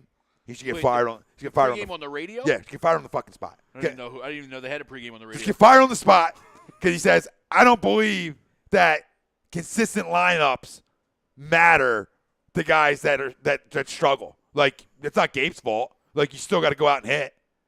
Dude, are you okay? Stop watching baseball. You should never be allowed to talk baseball or act like you're a baseball guy saying that and that in the same sentence. You're not a baseball guy. You have no freaking clue about the game of baseball if you put that and that in the same sentence. Okay? There's no vacuum talk here. It's not good. We've seen the sample size has been going on for 2 months now, this struggle. And what can you point back to? To me, that sounds like a I don't want to lose my job. that sounds like a Joe Giglio from NJ.com quote. It might be. Because he threw the same shit out there on Twitter today. It might. You know what? That's who is on And, there. Yep, that's who it is. I Stinks. I kind of fired back and I said, well, that's a great hot take, except for the fact that Gabe is more like Chip Kelly than Doug Peterson. Doug is more like Charlie Manuel, where at first we didn't want him, but then all of a sudden when we realized that he knew what he was doing, Guys are going to play for him. we're good. Gabe is like Chip. He just thinks he's the smartest guy in the room. And he's not. And he's not. You give me Joe Girardi next year, I'll meet you in the middle, and fine. We'll work on that. But this is, some of the shit that I hear from the media who's worried about losing their fucking credentials at Citizens Bank Park instead of telling the fans, like, the God's honest truth. This is just bullshit. Oh, it's like these Gabe apologists need to get their goddamn heads out of their asses. And there's too many out Because it's there. bad. There's too many. It's real bad. And I understand he might be a nice guy and cool to hang out with after the game, and he gives you access to everything you want. And great spray tans. But I you know what? I don't give a shit if I never get a media credential for the Phillies. Yep. This guy has to fucking go. He's got to go. You went fucking go, and I went here. We might not be getting him anytime soon. Wave him in the air. But listen, you can't lie to this fan base. And, I know like Brad Ryder and Kyle, because they're crumbs, they want to take shots at us like we're front runners when it comes to the Phillies. We've been here the whole time, dude. We've been crushing because we're upset because of the failures that have taken place in the last 2 months. And it goes from the top on. Matt Klentak didn't want to go all in. So he went with a bunch of Band-Aid moves that make a team better. Well, your team went south completely after your moves. After your moves, you played better with the young kids. I'm not blaming it on Matt, okay? But now your manager has to manage. It's the time of the year where the greats come out, right? Right? This is where your best players come out. The better managers show themselves, right? There's no excuses when you were in first place a month and a half ago, and you have not won a series since. Who's that on? All the players? No. That's on the guy that when you come to the ballpark, you have no fucking clue where you're playing. That's not okay at that level. It's not. It's not okay. Well, I don't care how young they are. I don't care how interchangeable they are. You need some sort of consistency, and there's zero. Oh, no, you're absolutely right in terms of the lineup. The thing that bothers me the most, and I said this to Wilson last night, how do you go out and trade for Asdrubal Cabrera, and he's here for a week before you start playing him consistently every day at shortstop? Like, was Scott Kingery magically going to go from hitting 230 to 290 just because there was now a veteran in the clubhouse that was pushing him for playing time? I mean, come on. It's ridiculous. Like, at least to Klentak's credit, he knew that he had to go out and get some pieces to try to put this team over the hump because they weren't going to get there. So he tried. He wasn't aggressive. You're right. He wasn't aggressive. He kind of half-assed it. Thank you. But at least there was some effort there. And I think what happened was these guys came in, and Kapler was so freaking stubborn about not playing him that he wound up basically costing himself a week. And then, spotty in the lineup. Again, lineups where guys are hitting all over the place, or if they're even in the lineup day by day. I mean, I thought Adjurbo played game 1. Oh, and that, yeah. I mean, you said, yeah. I thought and same thing with Bautista. Bautista played game 1. Boer. I think Boer was the only one that came in, and Ramos obviously was hurt. That came in and didn't get in right away. Well, it doesn't matter. Like, why did I need to go out and get Jose Bautista? I mean, that's a question I got to ask Matt Klentak and this entire organization. And then when I go out and get him, why is he playing over Nick Williams? Right now, okay, Maikel Franco, he's banged up. Okay, which really hurts his baseball team. It does. Big time offensively, which is crazy to say at this point, right? From where we were with him, but it hurt us big time offensively. Yeah, 3 months ago we were ready to ship him out, and then all of a sudden he became the best hitter on the squad. And he got hot, but I mean, you can point this all back to one guy. Make sense? Like, everything circles back to one guy because you have to. Greg, this isn't time for mix and match. This isn't time for pulling out a guy who's the only guy who got on base. The only guy who got on base yesterday. You're pulling in the fucking fifth inning. I'm not That's terrible management. management. Now you're going to overmanage. I'm not debating. What's this, Little League? Little League? Oh, we got him 2 at bats. Let's go get somebody else in. I'm not debating any of that. No, I'm not saying you are. This is for everybody out there. Okay, I'm tired of watching it. I'm sick and tired of it. A team they quit playing for him. Absolutely, they did. But here's why, and the answer is really quite simple. Is they saw the fear. Because when this team got to be 4 games back and the calendar flipped over to September, he started managing every single game like it was a playoff game. He started making pitching changes in the 3rd and 4th inning. He started pinch running, pinch hitting, double switching in the 3rd, 4th, 5th inning. And you have a team that, I understand that the roster's expanding. You have all these guys that can now play. But just because they can play doesn't mean they can play, if you know what I'm saying. No, I know. But yeah, Ben Davis touched on that last night. Is like, just because, and Ricky, they were both going, does MLB step in here and stop the roster expansion in September because you then deal with a 4-hour and 16-minute 9-inning game because – exactly. You're changing a pitcher every batter. You're pinch running every, 5th inning on. Well, anybody gets on, you're pinch running or you're double switching. You're right, but it's not just Gabe. I mean, yes, they're talking a lot about of guys here, do it, right? But it's all over. But, and it's just in September. And you're right. But here's the thing. It's to me, it's like the situation yesterday, and I lost my shit on it because, Boer, it's a double and a walk. And they pinch run for him in the 4th inning with Kingery. Well, now Kingery's spot, which would have been Boer, comes up in the 9th inning. It's Andrew Knapp. And they pinch hit Andrew Knapp. At that point, I understand that Knapp has a little bit of pop. I'm leaving Kingery in there. Because, 1, I at least trust him to make more contact. And 2, he hasn't been sent down this year. Knapp's been up and down more than a freaking yo-yo this year, at least for the last month and a half. Yeah, you know what? I actually walk through the dugout, through the locker room, out to my car, and just keep driving when I realize that I took out a power hitter in the 5th inning that could have now been up the bat in a huge spot in the game. I just keep on going. And I know you got TTP saying, bro, we were in legit playoff contention, haven't won a series in weeks, it's months. We were Kyle, talking the best team in baseball. Yeah, Kyle, he doesn't deserve another year, okay? There's things that happen that you say, no. There's too much dumb shit that went on throughout this year that we let go and slide because they were playing good baseball to the point where you've seen guys just stop playing for this guy. Listen, if you're playing for your manager, you're mentally tough. Okay? You don't lose the game you lost last night. You don't get taken. You don't get swept by the Nationals coming into your building. You don't play down to the Mets and Marlins. Okay, and the list goes on. The list goes on where the Braves had to go to play the Red Sox and San Fran. Right? That was their series. Teams that are in contention don't go closer by committee. Tough sledded. Right. Well, no. And the reason you go closer by committee, and then the whole thing's out of whack. You don't have your ace who's in Cy Young contention show up and not want to pitch and not want to play for the manager. That's a problem. Right? And he didn't say anything, but he just, like, seriously, I mean, I watched the first inning before I left to come to the studio tonight, and just the look on his face, just look. The word that I'll use is disinterested or discouraged. Discouraged might be better, but he just looked like he didn't want to be there. And it's one thing when in the middle of the year when you are the youngest team in baseball, so you go with a lot of these growing pains. You give Gabe a little bit of the benefit of the doubt because they're still kids, because this is his first rodeo. You know what I mean? And you're playing well. So you're giving a little bit of benefit of the doubt there through the middle of the year. And then you make these moves, and now you're very veteran-laden. And now you can't win games. And now you can't win games.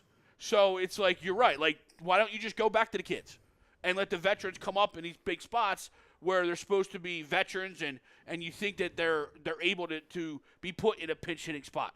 You know, it is. It's gotten bad. It's gotten to the point where, you know, I will watch crappy baseball over crappy baseball over crappy baseball, and I'm borderline turning them on anymore.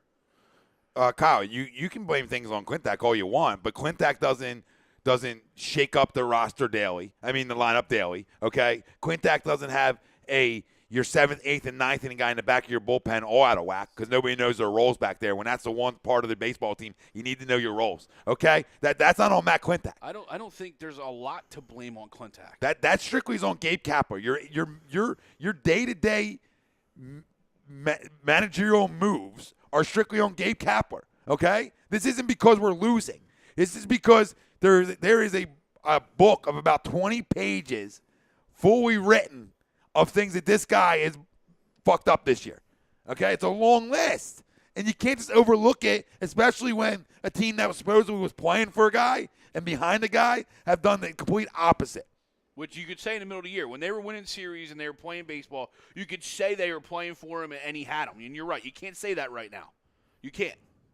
And then the other thing you hear coming out is Harper doesn't like Gabe. And I'm sorry, Gabe. I love you. I was a fan. But if it's you or Harper, sorry, I'm signing Brycey Poo. Listen, I'm fed up with him. So I mean, I want to go back to something real quick. So, since the All-Star break, they have Kyle. First off, updates don't count as watching Phillies games, babe. Okay, so updates don't give you the what's really going the fuck on. So don't listen. You can be 3 for 4. You're a Yankees fan. Stay out of the Phillies conversation because you're not in tune. You don't have the pulse of it like we do. That's it. Go ahead, Mike. Okay, so go facts. It's like I don't have the pulse of the fucking Yankees because I don't watch them. Going into the All-Star break, because I like women. What about them? Yeah. So Yankees. Yeah. Oh yeah, Yankees. Gotcha. Going into the All-Star break, they go to Miami and they get swept basically. Drop a 3-game set, Friday, Saturday, Sunday in Miami. They go into the All-Star break. They come out of the break and they take 2 out of 3 from San Diego and 2 out of 3 from the Dodgers. And you think, okay, maybe, they were just, running on fumes going into the break. They come out of the break, they win the first 2 series. They're back on the right track. And then this started. They lose 3 out of 4 at Cincinnati. They split in Boston. Should have just said that started right there. Yeah. They lose 3 out of 4 in Cincinnati. They split in Boston. Then they come back and sweep the Marlins 4 games at home. Then they go on the road, and this is where Tom was going to catch up with them. They lose 2 out of 3 in Arizona. They lose 2 out of 3 in San Diego. They split with Boston. They then lose... they lose 3 out of... they split with the Mets. 4 games because there was a doubleheader in there. That was a 5-game series. Nah. Doubleheader Thursday, Friday, Saturday, Sunday. 4-game series. No, wait. Hold on. 2. You're right. 5 games. My bad. So they lose 2 out of the 5, or they lose 3 out of 5. You're right. My bad. They lose 2 out of 3 in Washington. They lose 2 out of 3 in Toronto. They lose 2 out of 3 to Washington at home. They lose 2 out of 3 to the Cubs at home. They lose 2 out of 3 in Miami. They lose 2 out of 3 in New York. And they lose 2 out of 3 at home to Washington. That's a trend. Yeah. Mm-hmm. That's a trend. That's a trend. And I bet you if you go back, all those single wins were probably Aaron Nola. Actually, it's funny because that's what I was actually doing when you saw me a couple minutes ago. Their last 3 wins were, and they're spaced out quite a bit. The last 3 wins were Nola, Arrieta, and then a game that was started by Pivetta that wound up Nishek got the win. And then the one before that, Nola. The one before that, Nola. All tough teams. They didn't play anybody tough through that stretch. We got to read the stretch off again. That's not tough teams. It's the worst teams in the division, and they play down in the competition. Wait, tough teams. The last 3 series have been against the Nationals, who they're ahead of in the standings, the Mets, who they're ahead of in the standings, and the Marlins, who they're ahead of in the standings. I'll go back a little further. Cubs, okay, you can lose to the Cubs. Before the Cubs was Washington. Toronto, who sucks. Washington again. The Mets. They split with Boston. I mean, it's whoever's saying that they're playing tough teams is ridiculous. The Phillies had, going into the All-Star break, based on winning percentage, the easiest record in the National League for the quote-unquote second half of the year. And they did nothing with it. And to me, that's the manager's fault. I agree. Sweep says, hey, I got news for you guys. If Nola did that, you got big problems going forward because your ace can't be a fair weather pussy. He's got to be a warrior no matter what. In any situation, any environment, period, no excuses. Don't dare defend that if it's true. So if he really did, we're just going off of body language. Yeah, body language. We're not going the off look on his face. That he did. He could be fed up too. And not fed up with Gage, fed up with losing. Right. Sometimes losing creeps in, and that's all you know how to do for a minute. Cole struggled with that a lot early in his career. Facial expression and body language. language. Facial expression, body language. With a bad home run that he would give up or a bad error from the team. But obviously he got over that and he worked through that. But I think if it is that, he's right. It's concerning, but I don't think it's. It can't get over because we've seen it happen here, especially. Yeah, I don't. In this, he doesn't seem like that kind of guy to me anyway. Here's the Joe Giglio quote that I was talking about earlier. Gabe Kapler haters will eventually look as bad, if not worse, than the anti-Doug Peterson crowd. He says they have a winning record despite a negative run differential. That's statistical evidence that they've overachieved in the win-loss department compared to the roster's true ability. And he gives that credit to the manager. Delete your fucking Twitter. Here you go. I will say, yes, they have overachieved this year from what we thought they were. I disagree with that. But I disagree with that. We sat on here and guys were talking 88 fucking wins. So where the fuck did they overachieve at? I would love for the people out there to tell me they overachieved. Where's the overachieve? It was the second year with a bunch of kids that always won together. No. I said no. Because when we signed Arrieta and we signed Santana, everybody's win total went up. I agree with you. But I don't think I was really serious that that's where it was going to be. But my point is, everybody out there, I don't see the huge overachievement here as a ball club. This team got off to a good start. They were playing good baseball for a long time. The overachieve's over at that point. You can't then. That's right. You jumped in. I'm not talking to you. I'm circling back to Joe, this fucking idiot, and making a point that you can't say overachieve when you're in first place and then you go south and then you want to use the word, well, they're overachieving anyway. It's okay. Or it was a rebuild anyway. That's okay. Yeah, I was going to say the same thing. You said it a lot louder and over me. Cool.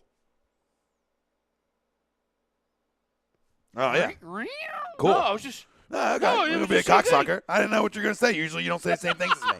so that's fine. Actually, that's a lie. We say the same thing a lot. Well, sometimes it's debatable. Did we just drop a cocksucker on here? Oh, absolutely. 'Cause I'm not gonna it's pound after that. I'm not gonna 11 pound p.m. that out. I'm not pounding that out. It's after 11. Take a baby jab and I'm gonna pound it out. No, absolutely not. It's after On the 11 book- p.m. on the I'm- I'll book. pound out too. like a good jab. We'll drop it. You know what I mean? I'll point out a great jab, but I'm just saying you can't. And I love that you come Absolutely. into my side finally Absolutely. because I assumed you were going to be on the other side of that. No. But that's the point to Joe. Like, you can't change it because now you're struggling. It's like, well, guess what? They weren't supposed to be here anyway. Well, they were there. Right. So who do you point a Well, finger and at? that's exactly it. It was once you got there, once the best team in baseball talk, or at least the best team in L talk, That was there. that was there. The whole dynamic of this season changes. Well, see, here's my Like, problem with the you whole know, thing. I think you're right. I think if at the beginning of the year, if you say, regardless of what our win total was, if you sit there and go, yo, through September, they're in the middle of September, they might falter at the end, but you're going to be playing meaningful baseball through August to September. Everyone sits here and goes, we're in. Yeah. Yeah. Because we have a shot. And then the season happens, and you're right, get off to a good start. You know, best team in the East talk, best team in the NL talk. You know, do we get Manny Machado to go for it? Right. You know what I mean? We were here. Yeah. We were there. Yeah. And now all that changes. And now what would have been in early year, oh, that was a great year. We're a year or two away. We're one or two pieces away. We're Machado, Harper away. You know what I mean? But now, I'm not saying we're still not Machado, Harper away. But now the talk of the year changes because those expectations were there. Well, see, and you're spot on. The thing that bothers me is all these people who say, well, they're still a year ahead of schedule. And then they say, and I say, well, so what? I'm pissed. And they're like, well, you weren't pissed when the Sixers were a year ahead of schedule. I said, oh, yeah, I was. I wasn't thrilled with the way the Sixers season ended. They folded in the playoffs. Said the Eagles were a year ahead of schedule, and they won the goddamn Super Bowl. At least the So- Sixers won a round, you know? And so why can't, why couldn't the Sixers win at least the Eastern Conference, and why couldn't the Phillies keep the freaking ship afloat and win the National League East, or at least make it with a wild card? Like, I get that they're a year ahead of schedule, maybe even 2 years ahead of schedule. But when you go into the All-Star break with that kind of record, and you have the easiest schedule in the National League in the second half, and you completely freaking tank, Yeah. that goes to one person and one person only, and it's the guy who's filling out the lineup card every day. Absolutely. You know, these guys, and you hear vets talk about it, or guys who are retired talk about it, and they, they're creatures of habit at the big league level. You know, it sounds stupid to some guys out there that are analytical fucking dorks that can't understand the fact that guys like coming in the lineup know they bat in the 3-hole. Okay, I understand that in your fucking vacuum cleaner, it doesn't add up to you. You don't get that, okay, because you never started anywhere, Gabe, or played consistently enough to understand that. But guys who weren't bench guys and actually started, they need that groove. They need to know that. They need to know I'm in the lineup or whatever. You can't have 30-day pre-written out lineups. You just can't. These guys that are writing the articles that it's okay for the lineups to be the way they are and the analytics and this, that, and the other thing. Like, did you play beyond like Little League or Babe Ruth? Like, get Clue. A little bit of one. See if you can buy one on the street somewhere.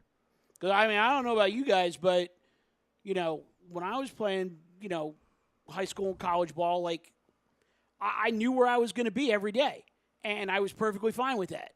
But when the lineup got changed, all of a sudden it was like, got everybody's attention, and it kind of motivated some guys. But then when you got a guy who's changing the lineup every goddamn day, you lose the ability to motivate guys by moving them up or down in the lineup. You lose the ability to motivate guys by benching them because they may or may not be in the lineup anyway. You lose a lot of, and I'll call it traditional baseball. What's the word I'm looking for here? Knowledge, whatever the case may be. But by throwing darts at a dartboard to make your lineup every day. Yeah, it doesn't work. It just doesn't work. Well, yeah, no, you're right on it. I think a big part of Mikel's surge this year was when they put him in the 7-hole. And they left him there. Where you're going to see a lot more fastballs. You know what I mean? I know when I was playing college, my coach says, you're going to bat either 8 or 9. I couldn't hit a curveball. I ain't going to lie. You know what I mean? Like, I struggled with the curveball, but what do you see at the bottom of the lineup? You see a lot of fastballs. Yeah. Because the pitchers are just going to say, bottom of the lineup, I can always hit a fastball. Bottom of the lineup, you're going to see fastballs. Same thing with Michael. Now, in the NL, the 8-hole, you don't see anything because you're the last guy. But in the 7-hole, you still see majority more fastballs.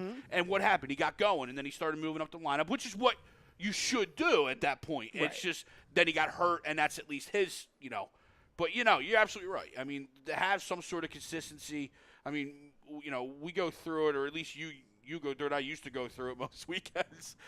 Consistency of where, like, and we're dealing with kids. Oh, yeah. I mean, you were talking about mental midgets, you know what I mean? Or at least the emotional side of it. You know what I mean? I'm not saying the kids are dumb. I'm just saying, like, the emotional. Kids oh, my God. need it too. Oh, my God. I'm not betting the 1-hole anymore. Well, I mean, if it's. Kids need it too. Yeah, that's what I'm saying. They really do. But that's what I'm saying. Like, even more just from a psychological. I mean, the big leaguers, they made it. You know what I mean? Like, whether they're batting 1 or 7, they're getting a game check at the end of the night. The kids, though, you're right. Well, I know if I'm on this team and I'm anybody other than Reese Hoskins, I'm walking into the clubhouse every day going, okay, where is this jackass batting me today? Or where is this moron playing me today? Or if I'm a bench guy and, I come into the clubhouse the day after I went 3 for 4, or, the day after he started me 2 consecutive games and I've gone 4 for 9 over those 2 games, and then I don't see my name in the lineup for that third day, I'm like, what the fuck do I got to do to get another start? I just went 2 for 4, 2 for 5. Nobody else on this goddamn team is hitting, but you're putting me back on the bench. Well, Mike, when do you throw the book away? And I'm asking everybody out there, too. When do you take the book and fold it up and toss it in the Delaware goddamn river? Because all your lineups are based off of the fucking book. And I know for a fact. So when is your lineup going to be based off of feel? Well, that's what I want to know. It's funny you asked that Same question. thing's going on in New York, too. I know it is. No, it's funny you asked the question because I actually said this to Chrome like a week or 2 ago. I leave the books at the clubhouse. Like, you do not see me with one single goddamn book in the dugout. You study the books and the video before the game. Once game time rolls around, you come up the ramp and you get in the dugout and you play the game. Well, Harold Reynolds had that epic rant on Jose. On Jose, yeah. And that pinch hit, it's like, I mean, you're right. You're talking to the microphone, Daddy. He's spot on, though. Like, at some point, this guy's a 700-year veteran. Yeah.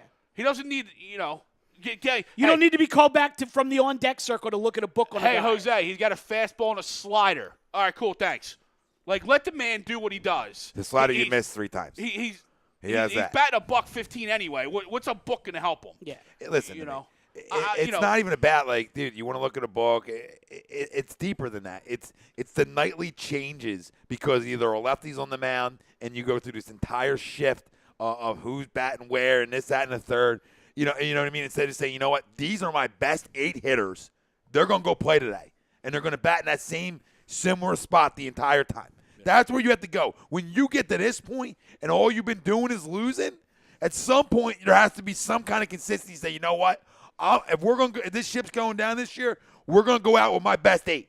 I haven't seen that. I have not seen that since this losing has started. I've not seen it one game where I say, you know what?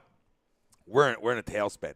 You know what I mean? I got to get my best 8 guys wherever. Got to get them in, and I got to start getting guys consistently in spots. Let's see if that works because the other side hasn't. So where's his adjustment to that? He's managed scared for the past 3 weeks. And you could tell by the pinch hits in the 5th inning for guys. You know, the little like shit, like you're going through normal September baseball when you're not in a pennant race.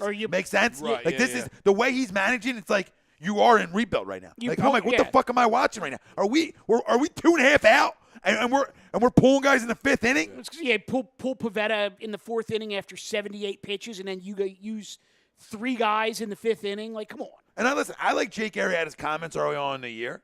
You flat out fucking have not been good enough the second half of the year. When you were signed to be good enough the second half of the year. I'll give some credit to Carlos Santana. At least he started hitting in September. At least the guy finally woke up a little bit in September. Now, has he lived up to it? No, he hasn't lived up to it. But at least he started to get going a little bit. Arrieta went south, and that's crushing. It's crushing.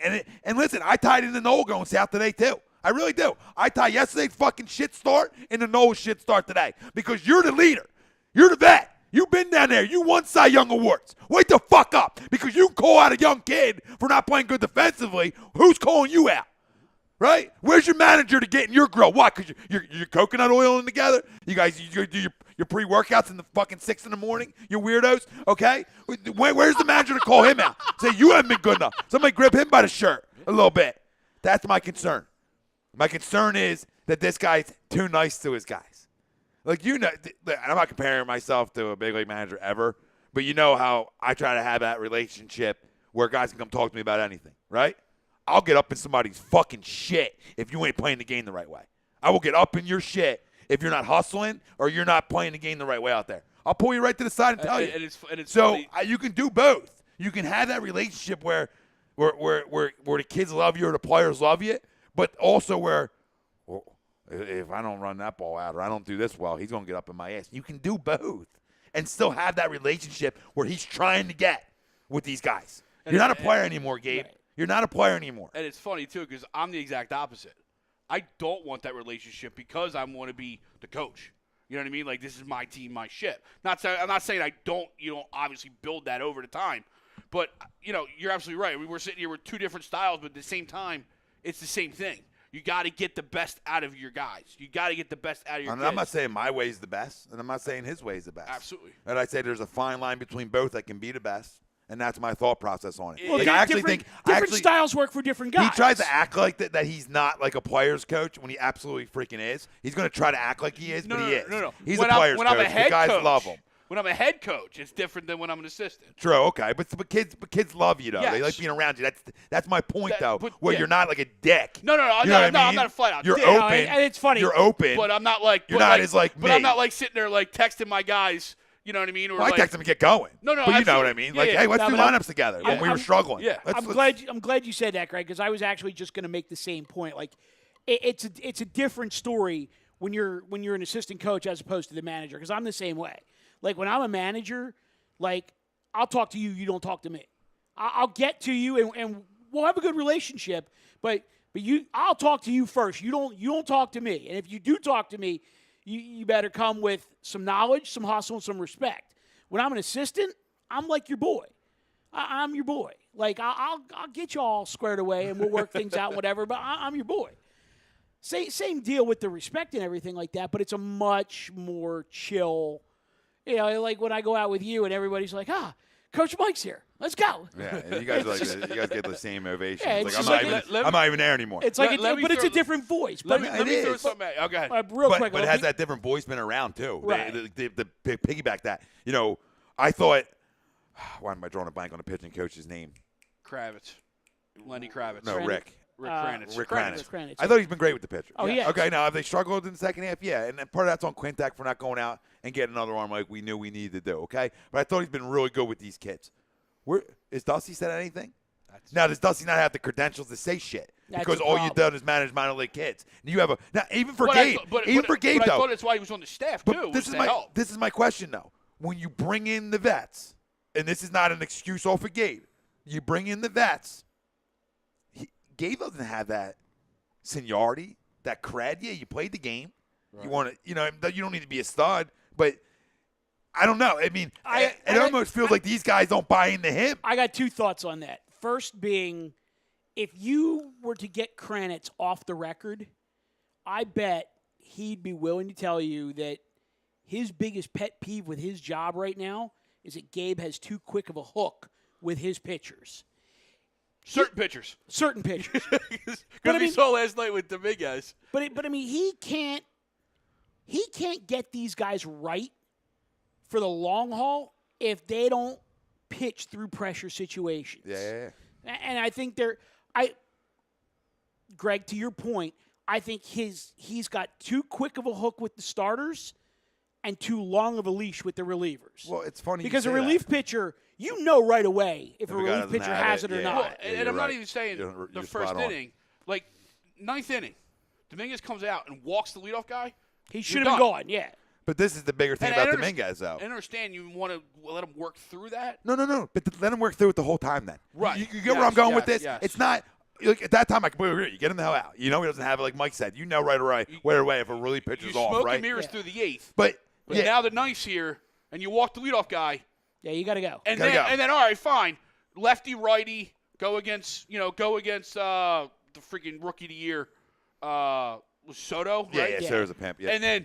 And then Jorge misplays the ball. Now you're first and third, and he's still, you know what I mean? Like, right. All right, if you give him one more, all right. But then once you're first and third, now we got to. And that's the thing about Sir Anthony is where you play this rebuild mode that you're doing right now through your lineups, through your changes in game.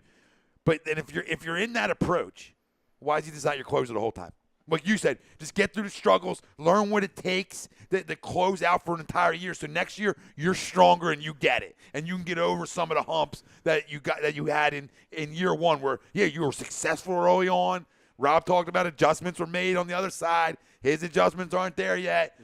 Yep. But let him fight through that if this is the way you're going. If you don't care about winning this year and it's a rebuild from what I'm saying, let him go. Yeah. Well, and if you don't take him out of the role, like give him a blow, like, all right, you had a bad loss. You blew one save. Give him a week off. You know what I mean? Put him like 7th, 8th inning for a week. But then you're right. Get the kid back on the horse.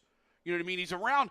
While they might not be very good right now, the bullpen is filled with a bunch of veterans that know how to pitch. That and the kids there, I mean, they got arms like you would not believe. But I'm saying, like, they just need to learn how to pitch and learn their role. Tommy Hunter's been in a role his whole goddamn career. Yeah. Pat Neshek's had a role his whole goddamn career. You set that role up. Now, granted, with them two being injured, it messed some of your stuff up in that part of the year. But the second they get back, 7th, 8th, who's my closer? Well, that's the thing. And you. Now, does that every game, though? Because some guys need days off. I get that. But they've both been healthy for a month now. So for that whole month, the goal should have been to get 6 out of your starter, and you go Neshek in the 7th, Hunter in the 8th, Sir Anthony in the 9th. Just give me love, boys, because you. And he just wants to toss the fucking ping pong balls into a jar and pull it out to see who's going to pitch when. Yeah, he goes to the book. Oh, right. Who's got the best, splits against this guy? Like instead of just going, who do I feel has got the best stuff going on right now? Right? I understand it's the bottom of the 6th. It's a high leverage situation, so I'm going to use my closer right now. That's bullshit. The other thing I was going to say to you, when you mentioned Dusty's not the bench coach. Unfortunately, if Dusty wants to keep a job in this organization right now, Dusty just keeps his mouth shut. No, I agree with you. Because with him, and I will give Dusty a shit ton of credit, to my memory, I don't think he's run them into an out on the bases this year. I mean, of course, I was going to say, they've had guys. I don't remember an issue with Dusty at third base all year. Right. So to your point, same thing. Yeah. I mean, and we've had bad third base coaches. Last night, that have Caesar either has been to score on that. It was Knapp. Oh, it was Knapp? You mean the who was on third? The when, ball. Yeah. The half pitch. Yeah. It was Knapp. It's Knapp, and that's on him. Get a and secondary, I agree, though. Daddy. I agree, no, I'm not blaming though. it on Dusty. No, I'm blaming it on him. Like, that's get your reaction, secondary and get there. End of the game. That's a game-winning run. You see how he you lose that game at home. You see how he fell off the mound? He fell off the mound all the way to the left side. He was nowhere and getting to that I first thought plate. that, and I saw Knapp, and I'm like, all right, it was Knapp, so I'll give a little bit of thing. But if I'm Knapp, you're right, though. If I'm Knapp, I got the secondary lead. It's a tie game. Are we ever going to score another run? I got to get it home. Yeah. And if I lose, and I mean, if I'm out, then I was at least out hustling, which is, Gaby's poo. Great thing. Hey, Knapp hustles. Right. I mean, Knapp has made enough mistakes on this basis this year. Another one doesn't like, matter. what's another one? But here's the thing: is we'll get back to Eagles in a minute. I'll go back to a point that I made with you guys probably a month ago. Is that outside of Dusty, who we knew from being the Iron Pigs manager and who has coached at every level in this organization, and Kranitz, that was the guy that we wanted last year when we wanted McClure to get fired. Yeah, Bob McClure was a There's jerk not off. a coach on this staff that anybody knew before they got hired here. And to me, that's a problem. Because if you bring in an entire staff of guys and they're all just these little cast-off analytics guys from other organizations, and the only reason that they're here is because they're willing to buy into the manager's bullshit, like, I'm sorry. Go out and get me a goddamn Mark McGuire. Yeah, is this are we communists? go out and hire me a Barry Bonds. I don't give a shit what he did when he was playing. Hire me a Harold Reynolds. Yeah, get me a Harold Reynolds. Hire me a get guy me that's a around Bill the game. Ripken. Get me anybody who knows what they're doing. To put him on the bench with this guy. Yeah. You have to, and Matt Klentak's number one job outside of Manny Machado and Bryce Harper this offseason is going to get a bench coach that's I want a guy who's played. I want a guy that's played, and I want a guy that's not an analytical fucking freak. Okay? I'm fine with the mix. Yeah, I'm fine with the mix because I understand it. I hate it, but I understand it that there's numbers that go with baseball. I get it. Can somebody explain to me why Mickey Morandini was removed from this coaching staff? Because he doesn't buy in, Mike. Because he's not a Kapler guy? No, because you're spot on, Mike, because he doesn't buy into the whole analytic game. This interview process is easy, right? Do you wear Dockers khakis with like little fucking cute shoes, right? And you got an Ivy League degree and you believe in numbers, you're hired. Wait a minute, hold on. It's easy. I wear Dockers and shoes. I didn't mean Not that. today, though. No, but you're wearing sneakers. I Oh, meant yeah. like the fucking, you know what I mean, the the loafers. interview, to the The interview. loafers. I got you. Like, are you penny do you loafer have and a penny- Dockers No, hell khakis? no, hell no, I'm not. You don't have an Penny Ivy loafer. League degree? No, That's I what, got Payless shoes. that's what he wants, though. This whole organization and these Moneyball type organizations, Right. like, that try to do what Billy Beane did. Okay, they're all looking for guys. Hey, you buy in the numbers, you go with numbers. Blah, blah. That's what they're looking for anymore. You know, so the guys like Mickey Morandini, your Larry Bows of the world, hypothetical, right? Them guys aren't going to get jobs anymore. Them jobs for them guys are over. You're lucky like Mark McGwire get a job because he's a pimp, or because he was a pimp, or Barry because he hit ball, or Don Mattingly in Miami, who's lucky to keep a job even though he's an old school guy. There's them guys around. Look at the Cardinals. As soon as they got rid of too much analytics, they went. Look at them. You know what I'm saying? It was that quick. Like, we're going to play baseball, guys. And he has it. Now, I understand. It was funny. He went with a guy who never played baseball. No, which is fine. It doesn't. No, I'm not saying that's like. Well, I thought Matheny would be the opposite. I thought Right. Matheny would be more of a baseball guy, right? Not a big numbers guy. But sometimes, listen, and I'll blame GM for this. And I'm not. I don't know if this is fully Gabe Kapler. This is what I have to be honest with the people about. This shit could be coming from straight up top. And there's no control. I've seen it in the big leagues. I've seen coaches with zero control over day-to-day shit. I've seen it. Some GMs that want way too much control of shit. I'm not saying it's happening here. I think he's a fucking dork and he buys right into it. Yeah. Is what I think it is. That I don't want to say dork because numbers matter, but in no sport more does feel matter than the game of baseball. I'm going to disagree with you, though, because I hear what you're saying, and there's logic to it. I get that. To me, I don't think it's coming from above to that level because at the end of the day, Klentak is still a McPhail guy, and McPhail knows that you win and lose games on the field. To me, I think Klentak wanted a guy who was going to embrace the analytics but was still going to manage a team the way that it was supposed to be managed. And I think it's very telling that we haven't really heard from Klentak in how long? Other than, announcing that they've acquired this guy or signed this guy or whatever. I mean, he hasn't really talked since just after the All-Star break when they didn't get Manny and he addressed it. To me, I think Klentak is looking at this situation going, shit, I created a monster. Yeah. So I either need to, have a sit-down with him after the season and pull the reins in on this guy a little bit, or I got to cut the head off the monster and start over again. Yeah, and, it's like I said, it's a combo. To me, it's both of them buying into this, to the numbers and all that. And, we spoke about it for a couple of years now, Mike, that we've been doing this shit, that it's a big market. You don't need the money ball game. Right. You need open checkbook. You need money players. Yeah, you need You open need checkbook. money. Okay, open checkbook. So Manny Machado and Bryce Harper take out analytics the second they walk in the fucking door. They bat in their spots, and that's where they are. Okay, so if you want Harper early on in your lineup, it's Harper 2, right, and it's Manny 3 the entire goddamn year. All right, and if you don't think that doesn't help Reese Hoskins out through like the game of baseball where guys go through a month stretch where they don't hit. If you don't think that helps, just the addition of Manny Machado, if you don't think that would have helped this lineup out, and this wouldn't be a playoff team right now, you're flat out delusional. Sorry, I just got really excited. And if you wouldn't have given up every prospect, You won it, but that's why I believe that Matt Klentak still believed this was a rebuild year. He didn't go full in because he didn't want to give up prospects, which is fine. He didn't want to give up prospects to be able to add some talent. So he went and got a piece or 2, 3 to be able to fill in spots. That cost nothing. And I'm fine with his moves. I didn't have an issue with his moves. I just feel like this team quit playing baseball the second these vets were brought in. That's my vibe. The kids just stopped playing baseball. These kids were playing good ball. They were tough. And I think Gabe would talk about it after games like they're resilient. He used the word resilient way too much. But they were, though. To his point, as much as I hated his wording and hated the shit he said, they were a resilient group of kids. Listen, I know everybody's, people want some football talk, so we can, the Phils. We did an hour and a half of football talk. Kyle, you're not a Phillies fan. You can't tell us when we're done. We can say we're done. You can't. All right? You can't tell us we're done. You're not a Phillies fan. You'll be done in the playoffs. TTP, my brother. It's coming.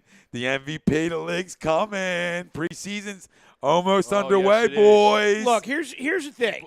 10-9-8. We might feel like we're done, but I'll redirect back to 2007. This team was 7 out with 17 to play, and they won the division. You never know. Listen to me. If this team, no. If this team goes on a run, right, I will never say a word about Gabe Kapler ever again. That's how. I just want to go on a run just to hear that. Remember it, write it down, take a picture. You don't give a fuck.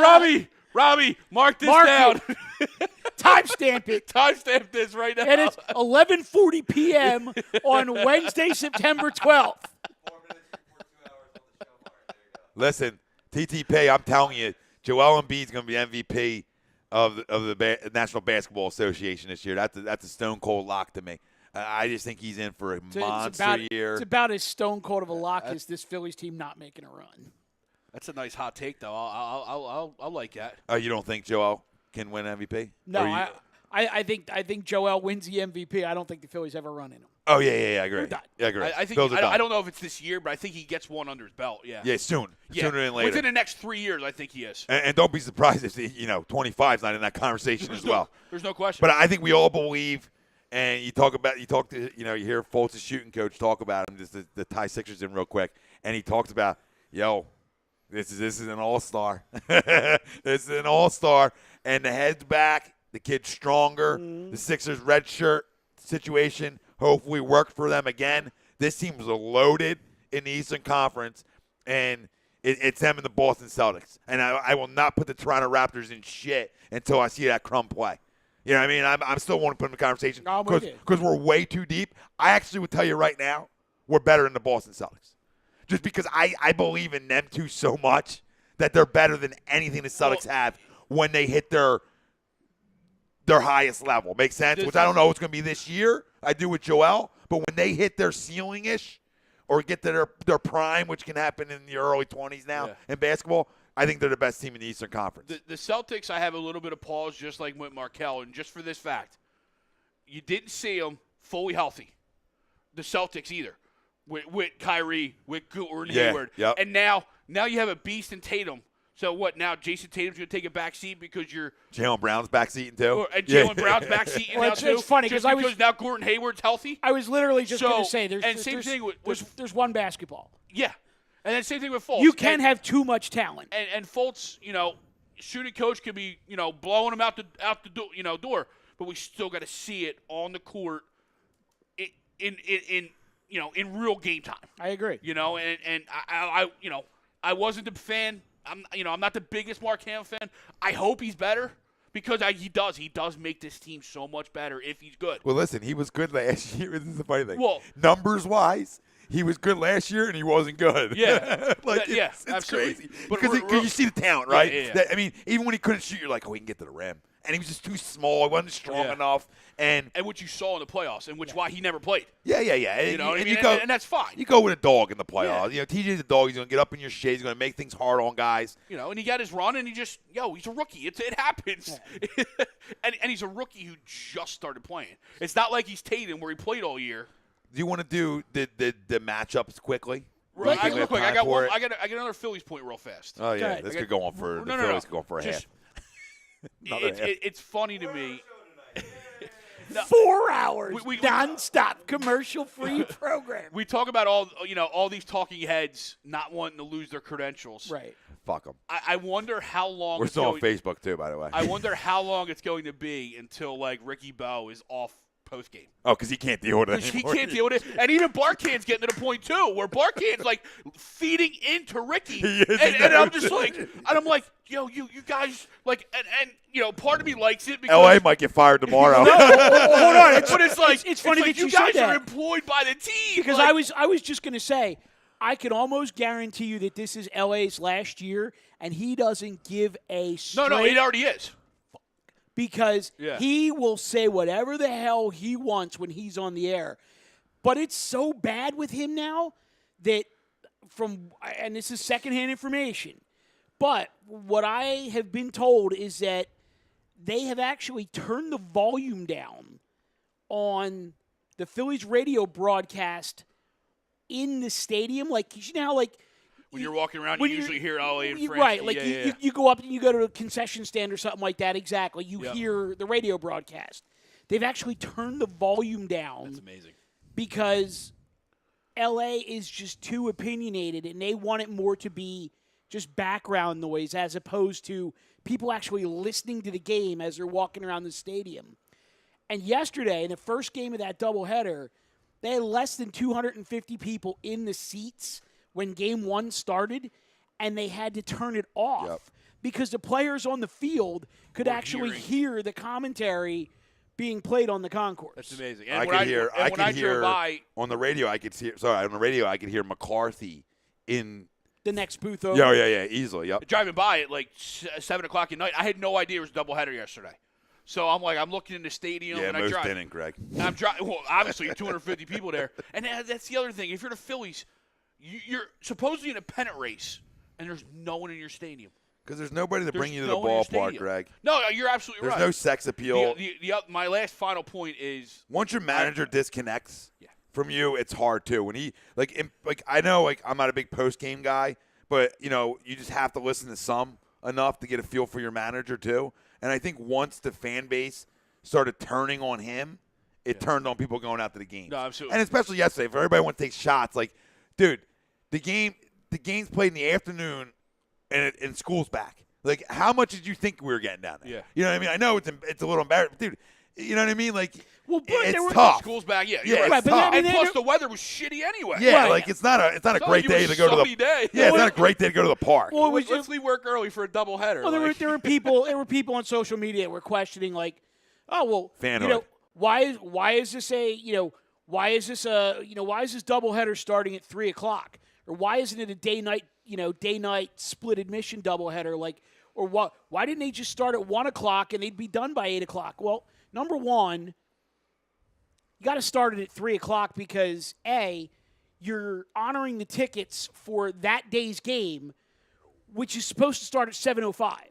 So if you start game one any earlier than 2:30, 3:00, and you have to start the second game 40 minutes after the first one's done, you're going to be starting the second game at 6:00 at 5, 6 o'clock. when the tickets say 7:05.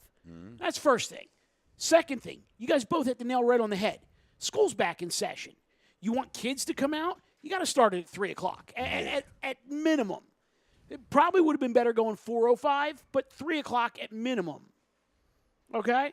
And then number three, it's people were saying, oh, it's all about the money for the Phillies and this, that, and the third. Like, if it was all about the money, they would have had a split admission doubleheader. They gave you two for the price of one. Yeah. And then not only did they say anybody holding tickets to the game that got postponed could exchange them for another game this season, they also gave you next season. Basically said the only game next season that's off limits is the home opener. Right. So it's not about the money, so to speak, but to your point tonight, it's a team that's in a pennant race, home game.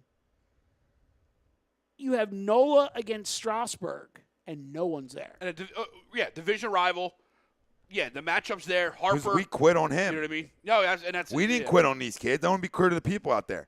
I didn't quit on these kids, and I don't think anybody on these chairs or anybody that does shows at A2D that are Phillies fans quit on these kids. We quit on the manager. The players did, and we followed suit. It's simple. I mean, when Greg is coming to the dark side and starting to see, like, I can only defend him for so long. You know what I mean? When he's starting to see it, and you get other guys out there that are Gabe, I don't want to say call you an apologist, but are Gabe supporters, essentially. No, I was just a supporter. Yeah, when you see Gabe supporters, because the apologists are never going to go away, right? But the supporters will start to be like, you know what, I see it. I was a Big Doug supporter. But like what you said, you can't compare them two. That's not a fair comparison. This guy's trying to reinvent the game of baseball when the other guy was just ballsy as shit. It's a big difference. What has Gabe Kapler done ballsy? Because we've been wrong about stuff everybody has in this business, okay? And I'm not saying that the guy can't be a successful manager. It doesn't look good. What's he done ballsy for this baseball team to get him going? Because I got numerous things in year one that Doug did ballsy to get his football team going or put the trust and confidence in his kids, right? He said it before he won the Super Bowl. This team reminds me of my Packers team, the Packers team I was on that won the Super Bowl, right? And everybody was up in arms. And we came on and we said, dude, that's coach speak. You want your guys believing that they're better, maybe better than they are. Well, he knew exactly what he was doing, right? Where's that talk? I have not heard Gabe Kapler in terms of the bullshit confidence really show signs of confidence in guys. Because when you show signs of confidence in guys, that's, hey, you're my four-hole guy. Go to work. Yeah. That's your sign of confidence in a game of baseball. Or, you know what? I'm going to hit and run. All right? I'm going to be aggressive. I'm going to try to steal more bags. Where was the change of approach through this month and a half? There's been nothing changed in terms of day-to-day manager stuff. And I can only sit here, and I know you can't deal with it, and you're turning to it where we're at the point now where it's like, I hate to say don't give a guy another year, but I'm at the point of can him. And that's crazy because I'm in a belief of structure and not continue change because I think change creates a bad organization, but I also think this crumb's going to create a bad organization. Well, I think you're spot on what you said earlier about Klentak. Either you rein him in and you get a Harold, you know what I mean? You get a baseball purist on the bench with you, or you do. And I'm with you. I would, as a Gabe supporter, you give him the next year, but his seat's hot.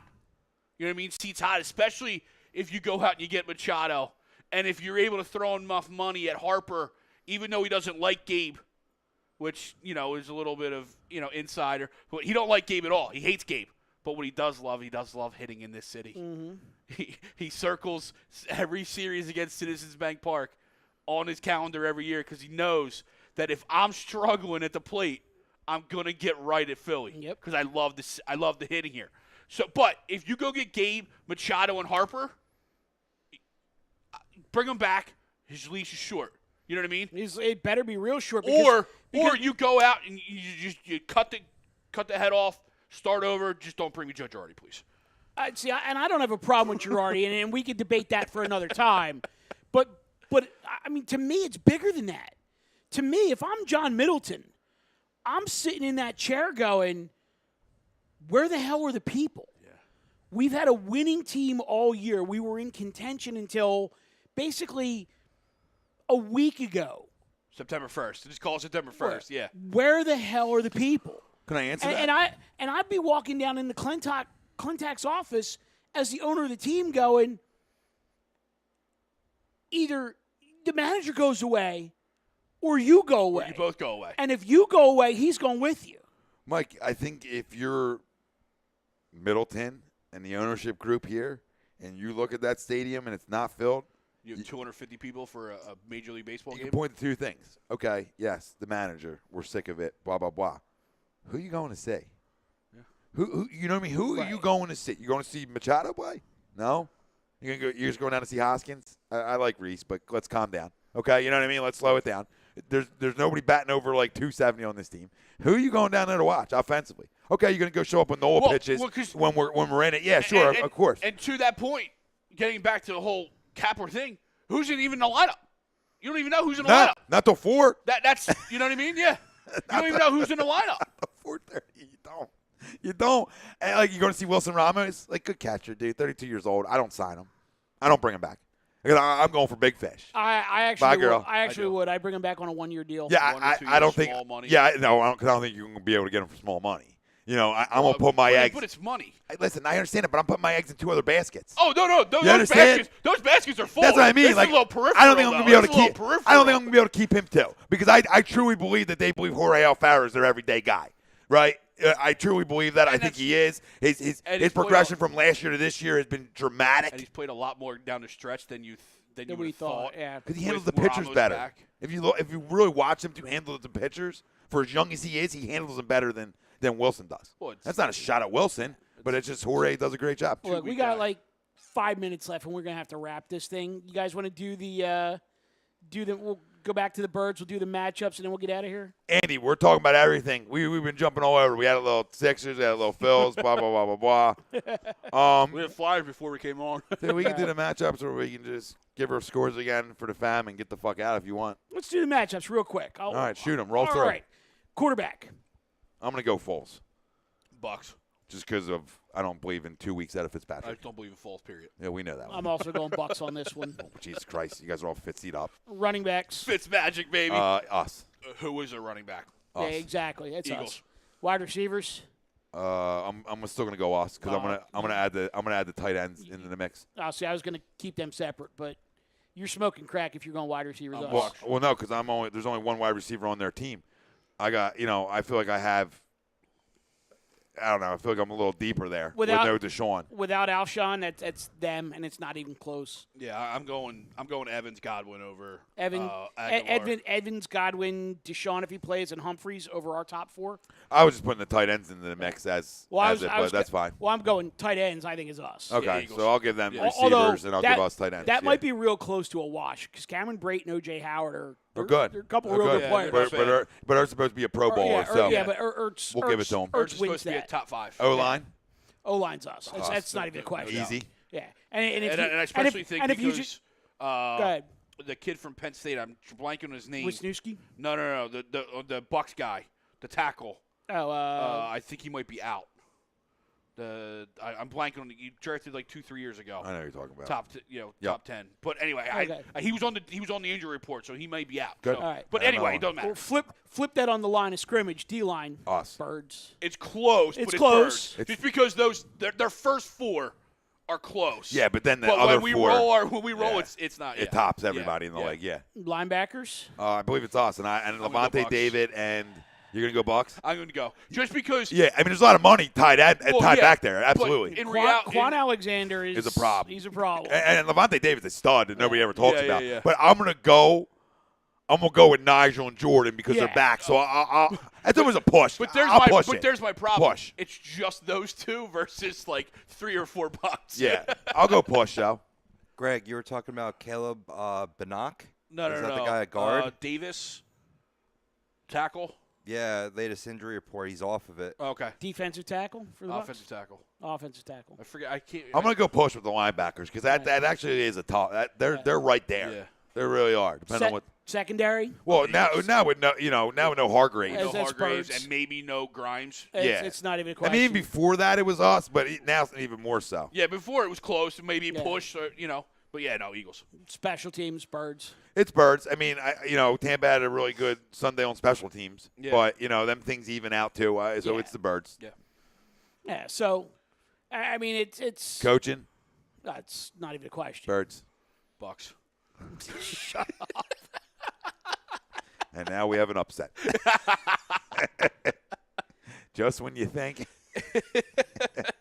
It's funny though. Didn't redeem yourself. It's funny though because I sat here and I went Bucks for the quarterback and Bucks for the wide receivers. Yet I got the Birds winning 31-17.